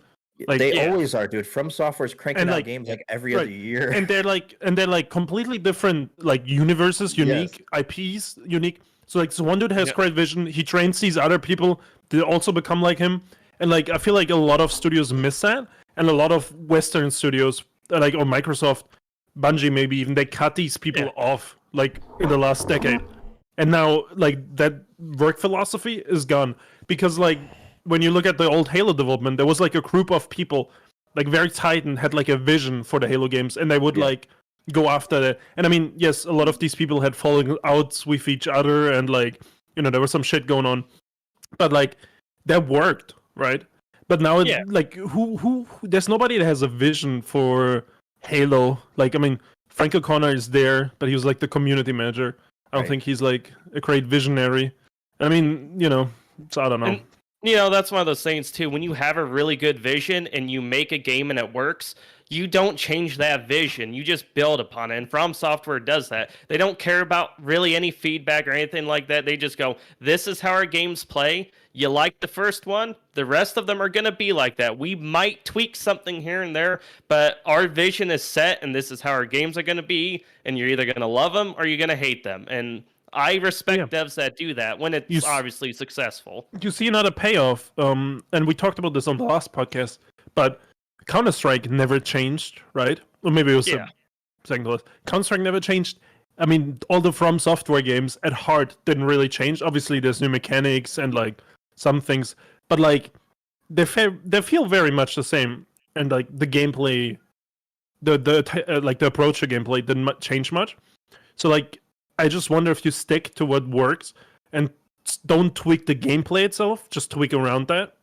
Like it's better. But I feel like a lot of studios don't do that. They just tweak everything. It's like a fucking salad of whatever the fuck Yeah, they want to tweak. I feel like one of the worst trends in like modern gaming is rather than developers taking an idea or a trend and making a new IP based around it, they instead try and fucking just jam it into whatever IP they have because the IP will sell right. Copies, right? And it's why you end up with all these games that say X franchise that play nothing like the games that made that franchise popular. And it's like, I get it for spin-offs that make, like, you can do some wacky shit if you're putting out a proper spin-off. That's what spin-offs for. Yeah. Right? But when you're taking like a mainline game for a franchise and you're now completely revamping the play style to play like something that's totally different than what it originally was, I know why it'll never happen because, you know, then what if the new IP doesn't sell or whatever? But it's like, at that point, just make a new game. Because so like you, Pat, you were talking about like it'd be cool to see Treyarch make a Halo game or something. Dude, I'd rather see Treyarch make a new fucking IP. I think Treyarch would make some sick shit. Whereas like, sure, I don't doubt that Treyarch or Sledgehammer even or any of the COD studios or like id could make a cool Halo experience, but like honestly, wouldn't it be more sick to see id make a new first-person shooter that isn't Doom? Like, don't get me wrong, the modern Dooms are sick, but like imagine if next year they just it announced instead of making Doom Eternal 2, they were making fucking, I don't know, you come up with a name that sounds cool. Heaven. Heaven's fallen. Heavenscade. It's Doom, but in heaven. I don't know. Honestly, I like. there needs to be a balance. There needs to be a balance for sure because I'm still not done with the Halo franchise. Like I don't want Halo to just stop having spin-offs or stop trying new things. Like I still think there's a lot. I just want Halo to stop. Like it's just been getting worse and worse. It's like at what point, like just come on, just let it rest for a little bit. A rest is fine, but I still. I don't mean a rest where like they take 7 years to make some half-baked shit. I mean rest as like close the studio down. Vault the IP for a bit. Maybe if there's an opportunity, bring it back. Like I don't know. I mean, God of War did its franchise good by a reboot, you know, and they didn't take too much time. You know, it can be done. It's just got to be done right. Just like the TV show, it can be done good. You just gotta do it good. Just do it good. Yeah, that's true. What's so hard? Like just do it good. I feel like Halo at this point, with I spoiler, I might make a video on this. But the past 3 Halo games have been so wildly fucking different in what they are that it's like 343 has cultivated 3 different fan bases that all want wildly different shit. And it's like, to me, they've completely ruined it doesn't matter what they put out at this point now. A ton of their community is going to hate it because they put out Infinite, which is supposed to be an homage to classic Halo, sort of, right? But it's not. Right. But it's also not Halo 5, and it's also not Halo 4. So it's like you've made a game for everyone, but no one at the exact same time. And it feels like with having 3 different games that have done the same exact thing, Halo just needs a full ass reboot where it needs to go away for a bit and then it needs to come back and be like, this is the direction of Halo now. And this like Doom, it came back with Doom 2016 and they built off of that in Infinite. Halo needs to come back with something and actually build off of what they come back with for once. Instead of like, dude, I feel like if we get Halo 7 in 3 or 4 years, it's going to be fucking like wildly different than Halo Infinite because it seems like 343 has no confidence or direction in what they want to make with a game. So instead they just wildly ping pong back and forth based on criticisms and feedback in hopes that someone will like their game. Where in like reality, I think Halo 5 2.0 would have probably been I don't know about better, and I don't know if it would have sold better, but it would have had more direction and would have at least like kept the franchise going in a certain direction instead of Infinite. Whereas like it lacks the DNA right now. Yeah, Infinite just feels like a game where they they didn't want to build off Halo 5 because some people didn't like Halo 5, but they weren't actually willing to commit to making a classic Halo game. So they make this weird thing somewhere in the middle, and it's like still doesn't really land. And you're like, all right, what do we? I don't know. One thing is for sure though, Halo 7 might be drastically different, but it will launch with even less content. I am sure about that. I hope it just comes out with Slayer. Sure. It'll be like 3 maps, half the campaign, or something like that. What about no multiplayer at all? Just scrap it. Honestly, who the fuck plays arena shooters? Like, honestly, make a fucking big ass campaign like God of War. Fuck the multiplayer. Arena shooters is dead, dude. That franchise, just even the 90s or whatever. I'll keep saying that. I think 3. I'll say 80s, this. 70s, 60s, whatever I the do fuck. think 343, if they just did campaign with Firefight, I think they could actually nail that experience. But when it comes to multiplayer, they just can't seem to get it right. Not like a Destiny, like PvE, like go to different planets and stuff. Yeah. Oh, this is the most insane thing. When Infinite was like, building up the last 2 years before it came out, before it was delayed, even. Like me and Elijah were talking. I was like, maybe I'm expecting like a finished product, and Elijah was like, no, this needs to have like some new mode that'll be exciting to keep people like interested in the fucking game, right? And I mean, he was right, and it didn't have any of that. But like, right. It's just so insane to think about it that like nothing, not even the bare minimum happened. Yeah. After 7 years. After 7 fucking years. Yeah. And $500 million. Yeah, I mean the $500 million is like an old number. I mean, we don't know it's confirmed, right? But like, it could be even more. That was before the delay. We could be at like 600, 700 billion. Fucking throw it out, dude. Fucking, where's my check, dude? It down the toilet, dude. Like, if you're giving out free money, Microsoft, fucking send a check. I live like 2 hours away. I'll pick it up. Like, I don't care. Fuck, dude. Luke will drive down in his Halo Tahoe to pick up I'll his drive Microsoft down in my check. Halo TV show TM They're Tahoe. too busy siphoning money that's meant for Halo events. Holy fuck, dude. Dude. No, but like, okay, God of War, like, it took 5 years to relaunch it, and now it's one of the most critically acclaimed video games ever. Right.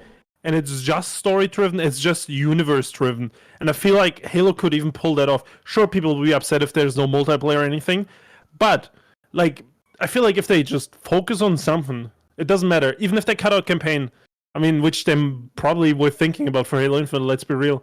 I wouldn't have been surprised if they, talked about cutting campaign for Halo Infinite at some point. But, like, I don't know. There's just no consistency, no visions, like... build on something, but they haven't been doing that. And people always say 333 doesn't listen enough to community, right? I think they listen too They much. listen too much. Fucking ban your employees from using Twitter. Whoever fucking has a Twitter account gets fired or some shit. Like, fucking stop, dude. Stop. Yeah. No, I'll be on Twitter. 100%. Like, yeah, people think that 343 doesn't listen to the community, which in ways they don't, but every game's developer, depends on what part of the community you are part of, but like, they also at the same time curtail to like anytime there's outrage about anything, 343 bends over like fucking instantly.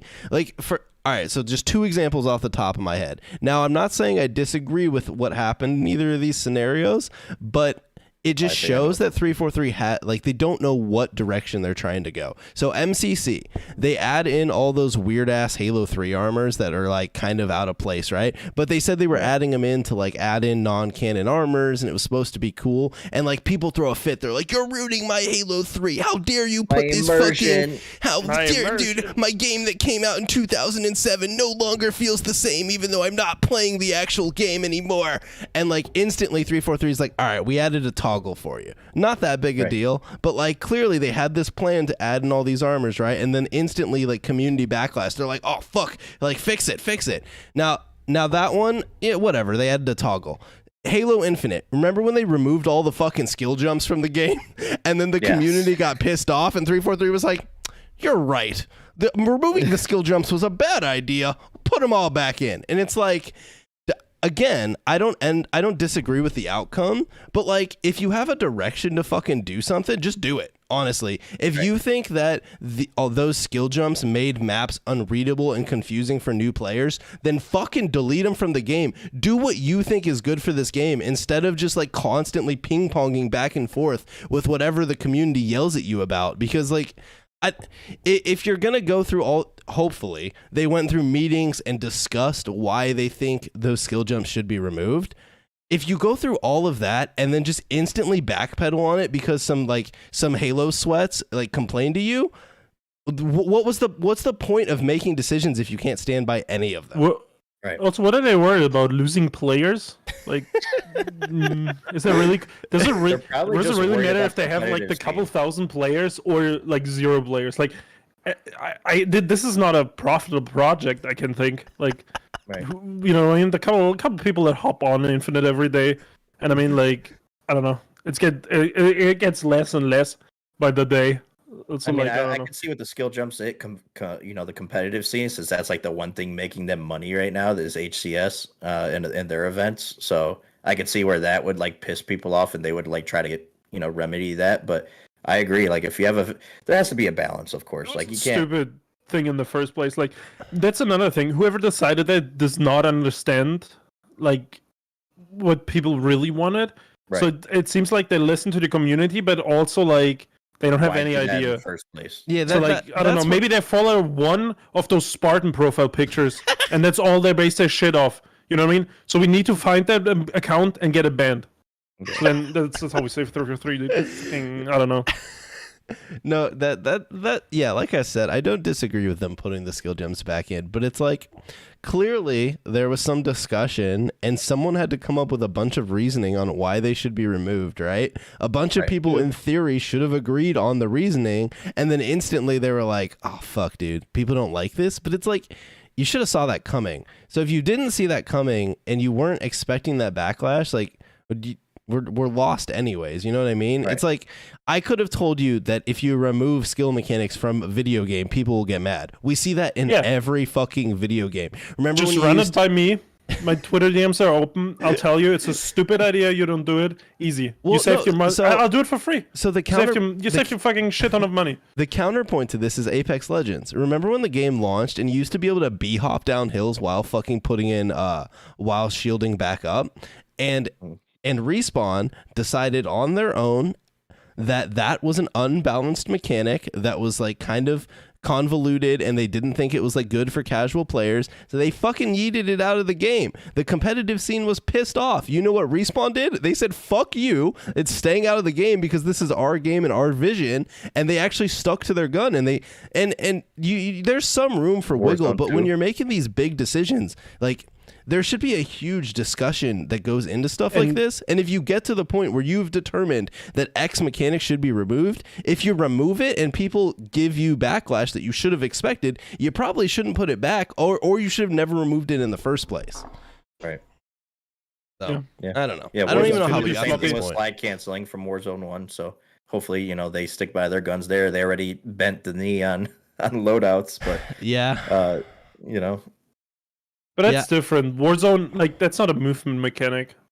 Like, the loadout stuff was a part of, like, Warzone where the slide canceling was just, like, a mechanic people would use. Yeah, but it was still part of, like, one of their main things that they wanted to change from the first game to the second, and they didn't want loadouts to be that big of a factor, and here we are, so. Yeah, but, I mean, I don't know. Loadouts is what made Warzone 1, like, part of why it blew up. You know what I mean? Like, I think the slide canceling didn't. I think with Warzone, it's a bit more confusing because my understanding is, so Warzone 1, a lot of the balance patches and stuff was done by Raven, right?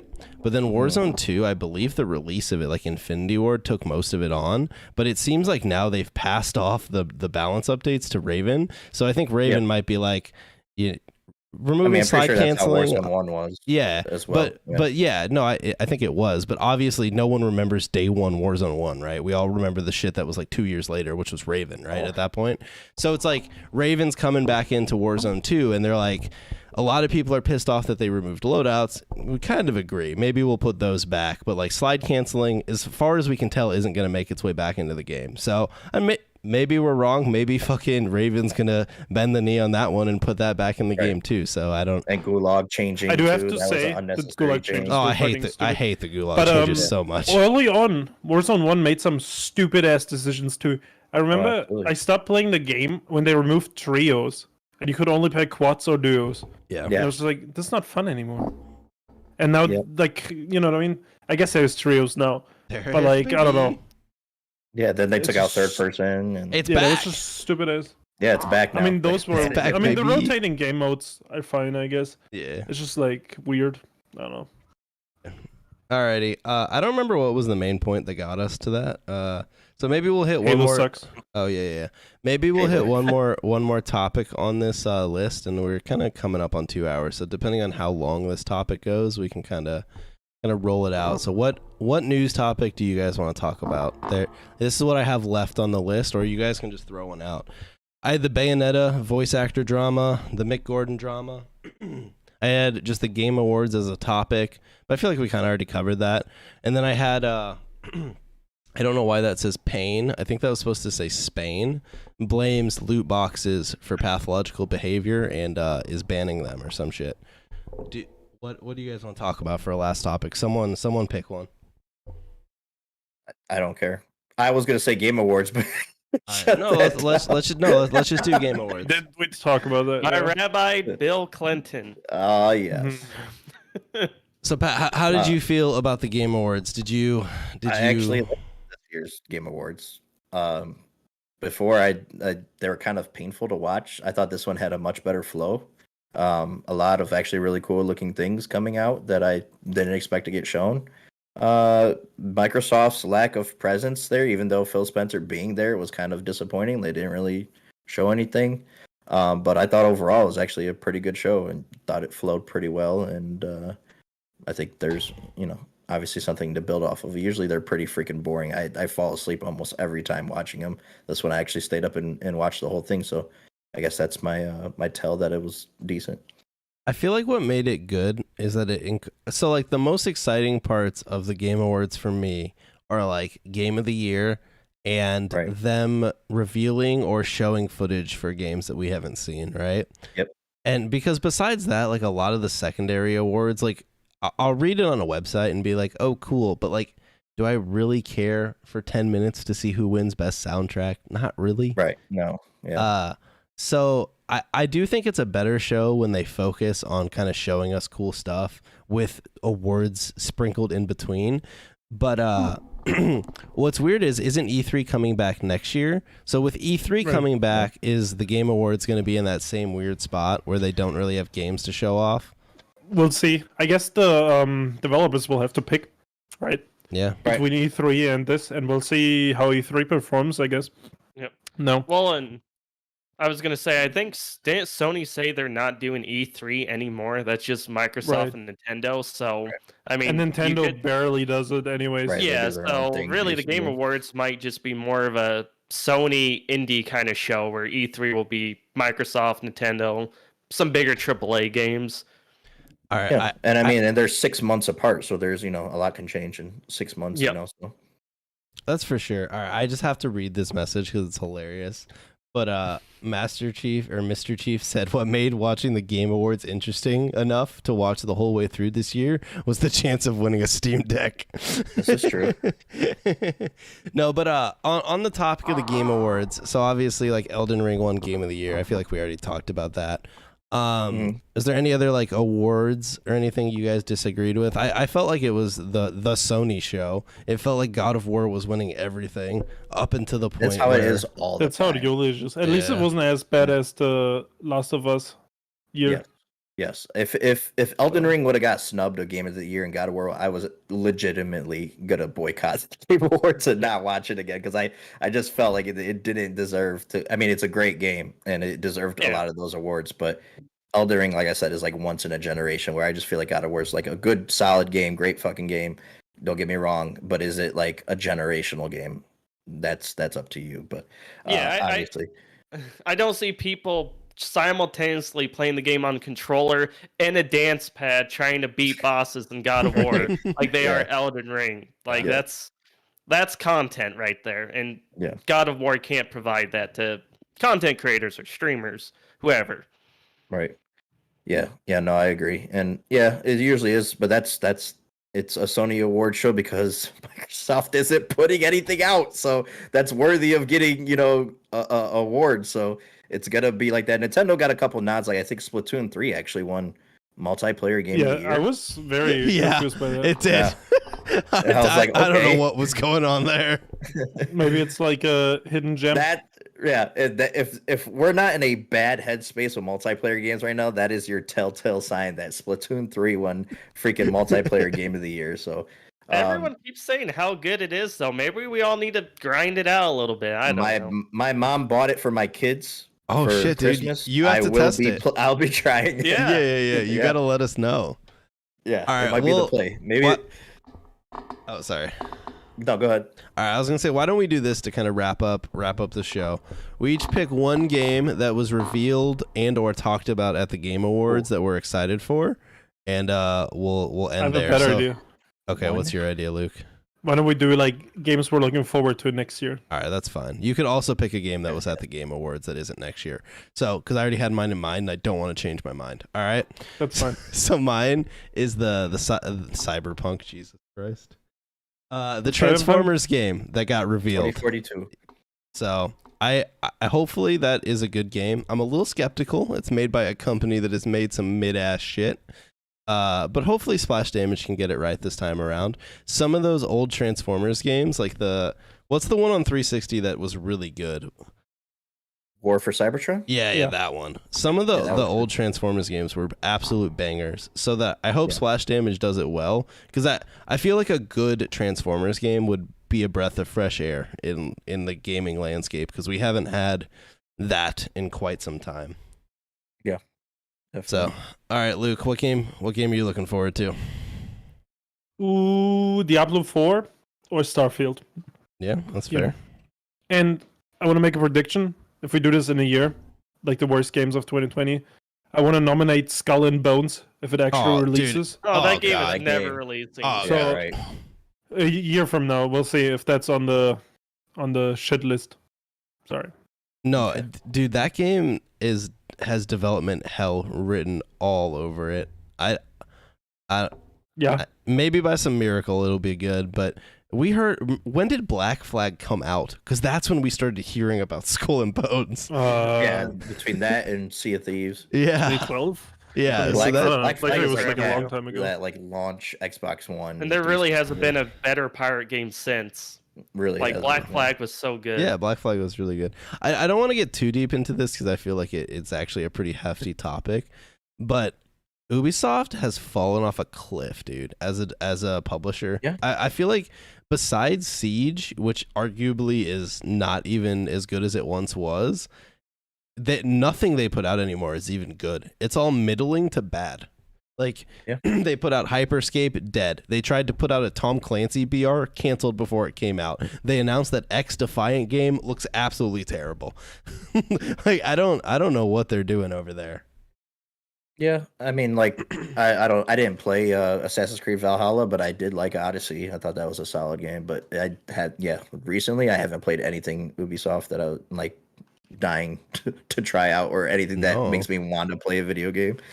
Yeah, I haven't tried a new Ubisoft game in forever because I feel like I just don't care. Like, they put out a new Far Cry every once in a while, and I'm like, oh yeah, it looks like Far Cry. Or they I forgot about Far Cry. Yeah, Ubisoft has like a lot of like different studios across the world, like that are completely isolated to the games they're making.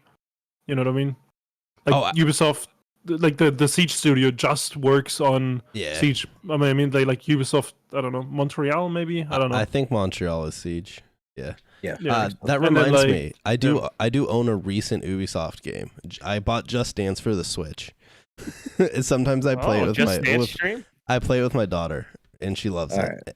All right, so I'm gonna get Just Dance, and we're gonna do a daughter daddy stream, and you're gonna get Splatoon 3, and this is oh this is how god. it's gonna go. All right, so Luke, Diablo, and Starfield, he's excited for those. He thinks Skull and Bones is going to be poopy, and I agree. Jared, what are you excited for? Well, obviously Star Ocean, because that's like my dream game, and I hope it doesn't suck. Obviously, I like Final Fantasy. There's a long list of games I can go down, but I'm gonna go ahead and go with Armored Core because it's just I feel like it's a franchise that is really underrated and it does some really cool things with its mechanics. Like when you go back to, I believe it was the last one. I think it was the only one that did it. Is where you like when you build your mech or however you want to put it, and depending on how you build it, changes the way the weight is distributed on the mech. And like mechanics like that is just really cool to me. And I'm curious to see if they kind of build on that in some way. And I don't know. We don't get a lot of good mech games. Let's just be honest here. Right. So I'm excited for it. I feel like a lot of people who became Elden Ring, or I should say From Software fans from Elden Ring, I think they're going to be pleasantly surprised if they go and try the new Armored Core. If it's as good as I'm hoping it's going to be, which is From Software, I'm not really too worried about. So I will fully admit I've played Armored Core, but it was one of those games where you just kind of like play it and it doesn't really like resonate with you as a kid. But I'm excited for the new one. I hope it's good. I am very excited to check it out. And like you're saying, I mean, even though obviously I have my issues with Elden Ring, they make good video games. So I'm confident this should be a good game, and I'm hoping it's something that kind of like jives with me. Because you're right, we don't really get good mech games. But this is completely off topic, and I'm sorry. But did you guys ever play a game on the 360 called Chrome Hounds? No. Oh my god! All right. Anyone in chat, did you play this? This was the best mech game I ever played in my life. I wish I could play it again. All right. There's a video I just found why Chrome Hounds had the best multiplayer of all time. All right. So here's the gist, right? So it was like it's probably considered a mech game. I don't know. You would build these mech tank amalgamation thingies, right? And you would play PvP with them. But the thing is, they were totally customizable. Like you got to choose where the armor pieces were. You chose where the guns sat, and it would all change how your fucking thing would control and how it would move and everything like that.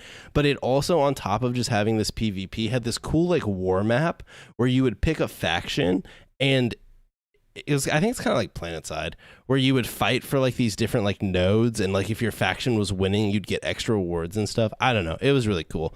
Anyways, we can move on. I don't want to detract too much. Pat, what are you excited for? That looks pretty dope. A lot of things, honestly. Zelda, of course. Breath of the Wild 2. Tears of the Kingdom. Armored Core. I can't fucking wrap my brain around how From Software constantly cranks out games. Oh, wait, hold on. I'm sorry. And Chrome Hounds was made by FromSoft. I didn't know that. Jesus Christ, that's awesome. I didn't know familiar. I'm like, I feel like I played this, but I don't want to say I've played it because I don't remember. So there you go. That was my FromSoft mech game that I actually did really like. So that makes me more excited for Armored Core. All right, Pat, I'm sorry. You can continue. It's all good. All good. I am actually blessed with that. I didn't know that they made that, so that's pretty cool. Hollow Knight 2, Silksong. I'm a huge Hollow Knight fan. I love the first one of my favorite indie games of all time. That's coming out next year. Star Wars is going to be cool. The new Fallen Kingdom? Jedi Fallen Kingdom? Is that what it is? Yeah, I think that's what it was. Yeah. Fallen Order? No, wait. Maybe. Fallen Order was first one, wasn't it? Yeah, that's I don't know. I don't Whatever. The new Jedi Fallen Order. Yeah. Yes. The last Jedi of the Fallen of the Order. The red-haired Jedi guy. I like that game. That's really good. Atomic Heart looks really cool. That's coming to Game Pass. Redfall is coming to Game Pass. Those look like a couple of things I try out. And then finally Judas, the from the BioShock developers. Oh yeah, I forgot. So about that looks really. What's that coming out next year? So here's my one skepticism with Judas, and this is purely based on recent failures of other companies. So maybe it'll be fine. So Judas gives me what's the fucking Dead Space game that just came out? Callisto Protocol. Protocol. This game gives me Callisto Protocol vibes to a T, where it's like We've seen it many times. X developers from X game that no longer get to make that game for a publisher leave and go try and make that game on their own, and it ends up just being worse. So hopefully this is not the case. Hopefully it ends up being Yooka-Laylee is but another good example. Oh, dude, I forgot about that game. So bad. But it's probably best you forgot about it. Yeah. So hopefully it's good though. I mean, but that's just what it kind of made me think about. Yes, but So yeah, there's gonna be bangers like Zelda and stuff. You can't really go wrong with. Like I have complete faith, but hopefully Elden Ring doesn't ruin Breath of the Wild 2 for me as far as an open world game goes. So hopefully they took a lot from Western games from Breath of the Wild 1. So maybe they'll do it again. I don't know. We'll see. yeah. So there's one other game that I have no clue if it's even going to be good. It just intrigued me from the Game Awards, and I don't even remember what it's called, so clearly it didn't intrigue me that much. But it was that game that had like all the celebrity cameos in it that looks like it might have some like, goofy open had, like, world vibes. Woody Harrelson and stuff in Yeah. it. Right. Yeah. That looks Vanilla insane. Ice. Yeah, Yeah, so Vanilla hopefully whatever Ice. the fuck that Holy is, shit. hopefully whatever that is good. It Because is. that Honestly, gave me it'll be the an experience. vibes of Either. what Saints Row used to be. Mm. Yeah. True. Yeah. But, And I mean, there is an open market now where Saints Row is dog shit. Like someone can fill that void. Like yeah. So I mean, you it's saw first like person. if there's a lot of people disappointed with Saints Row, you see there's like a market to fill. for sure. We'll see. All right. Well, I think that kind of wraps up the old podcast. I think we did about 2 hours. That's usually the goal these days. Pat, Oh, I appreciate. What's up, Luke? did I DM you this like 2 hours ago? But you remember Babylon's Fall, the game that like died Oh, yeah. instantly? Oh Yeah. my I don't know. god! I did wanted that to come bring out it up this earlier, year? but I forgot. I think so. Yeah, I think they came out this year. Holy fuck! This was it's like a looter shooter, right? Right. Holy Ish. fuck! And it Yes. looks They're on shining Steam down and it next has month, right? 4 players right now. Like actually 4 players. Oh my god! I forgot that this exists as a video game, dude. I'm There's pretty sure this came been out this year. there's been multiple PvE looter style games that have come out in the past year or so. They're totally fucking like dead already. Because this wasn't the only one. What was the other one that came out? Oh fuck! The other one was more like sci-fi shootery that also just flopped. Oh man, I don't remember the name, but oh well. Dude, how about Lords of the Fallen coming back out too? Like a game that was like dead in like Souls like, and now they're like, hey, let's make another one and reboot it again. I don't know. if you guys Maybe saw it'll that during the work. game. At least that's an IP that like people don't have much expectations, and a lot of people probably don't even remember. So maybe there's a chance to make it fresh. Pretty I remember picking up pleasantly Lords of the surprised. Fallen for like $5 at GameStop because it's so cheap. And I was like, they have $5 games. I gotta buy this. I never played it, but I have it. Okay, Just filling my shelf, I guess. So Yeah. that game that I was talking about is called Crime Boss, and I guess GameSpot put out 6 minutes of gameplay, and it kind of looks like Payday. Yeah, I mean, it's fine. That could be cool. that looks cool. Dude, I'm gonna be fucking robbing banks as Vanilla Ice. Yeah, I'm so hyped, dude. Ice, baby. I hope it plays like his fucking shitty raps Yes, while speaking you're of running in. comebacks. Oh, Right. that'd be amazing.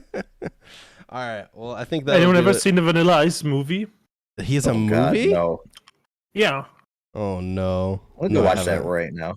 Yeah, that's a must watch for sure.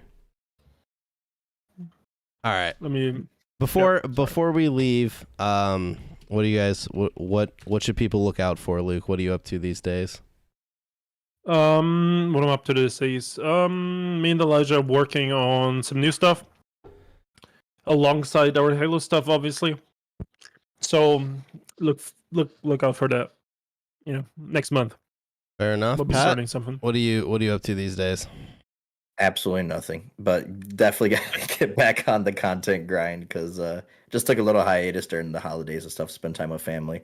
But definitely 2023, gotta get back into I don't know, figuring out what the hell I'm gonna do because Halo sucks. So that's gonna be the thing that I'm gonna need to figure out and take my channel in a new direction. So we'll see. Hey, I've been told that Halo's actually fine. It'll be back in season 3. So if you just want to wait for that, you'll be all right.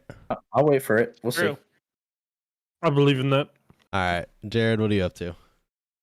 Just the usual. Just doing some game reviews and maybe some longer form videos on older games that I want to do sometime in the next 6 months. So I guess keep an eye out for that.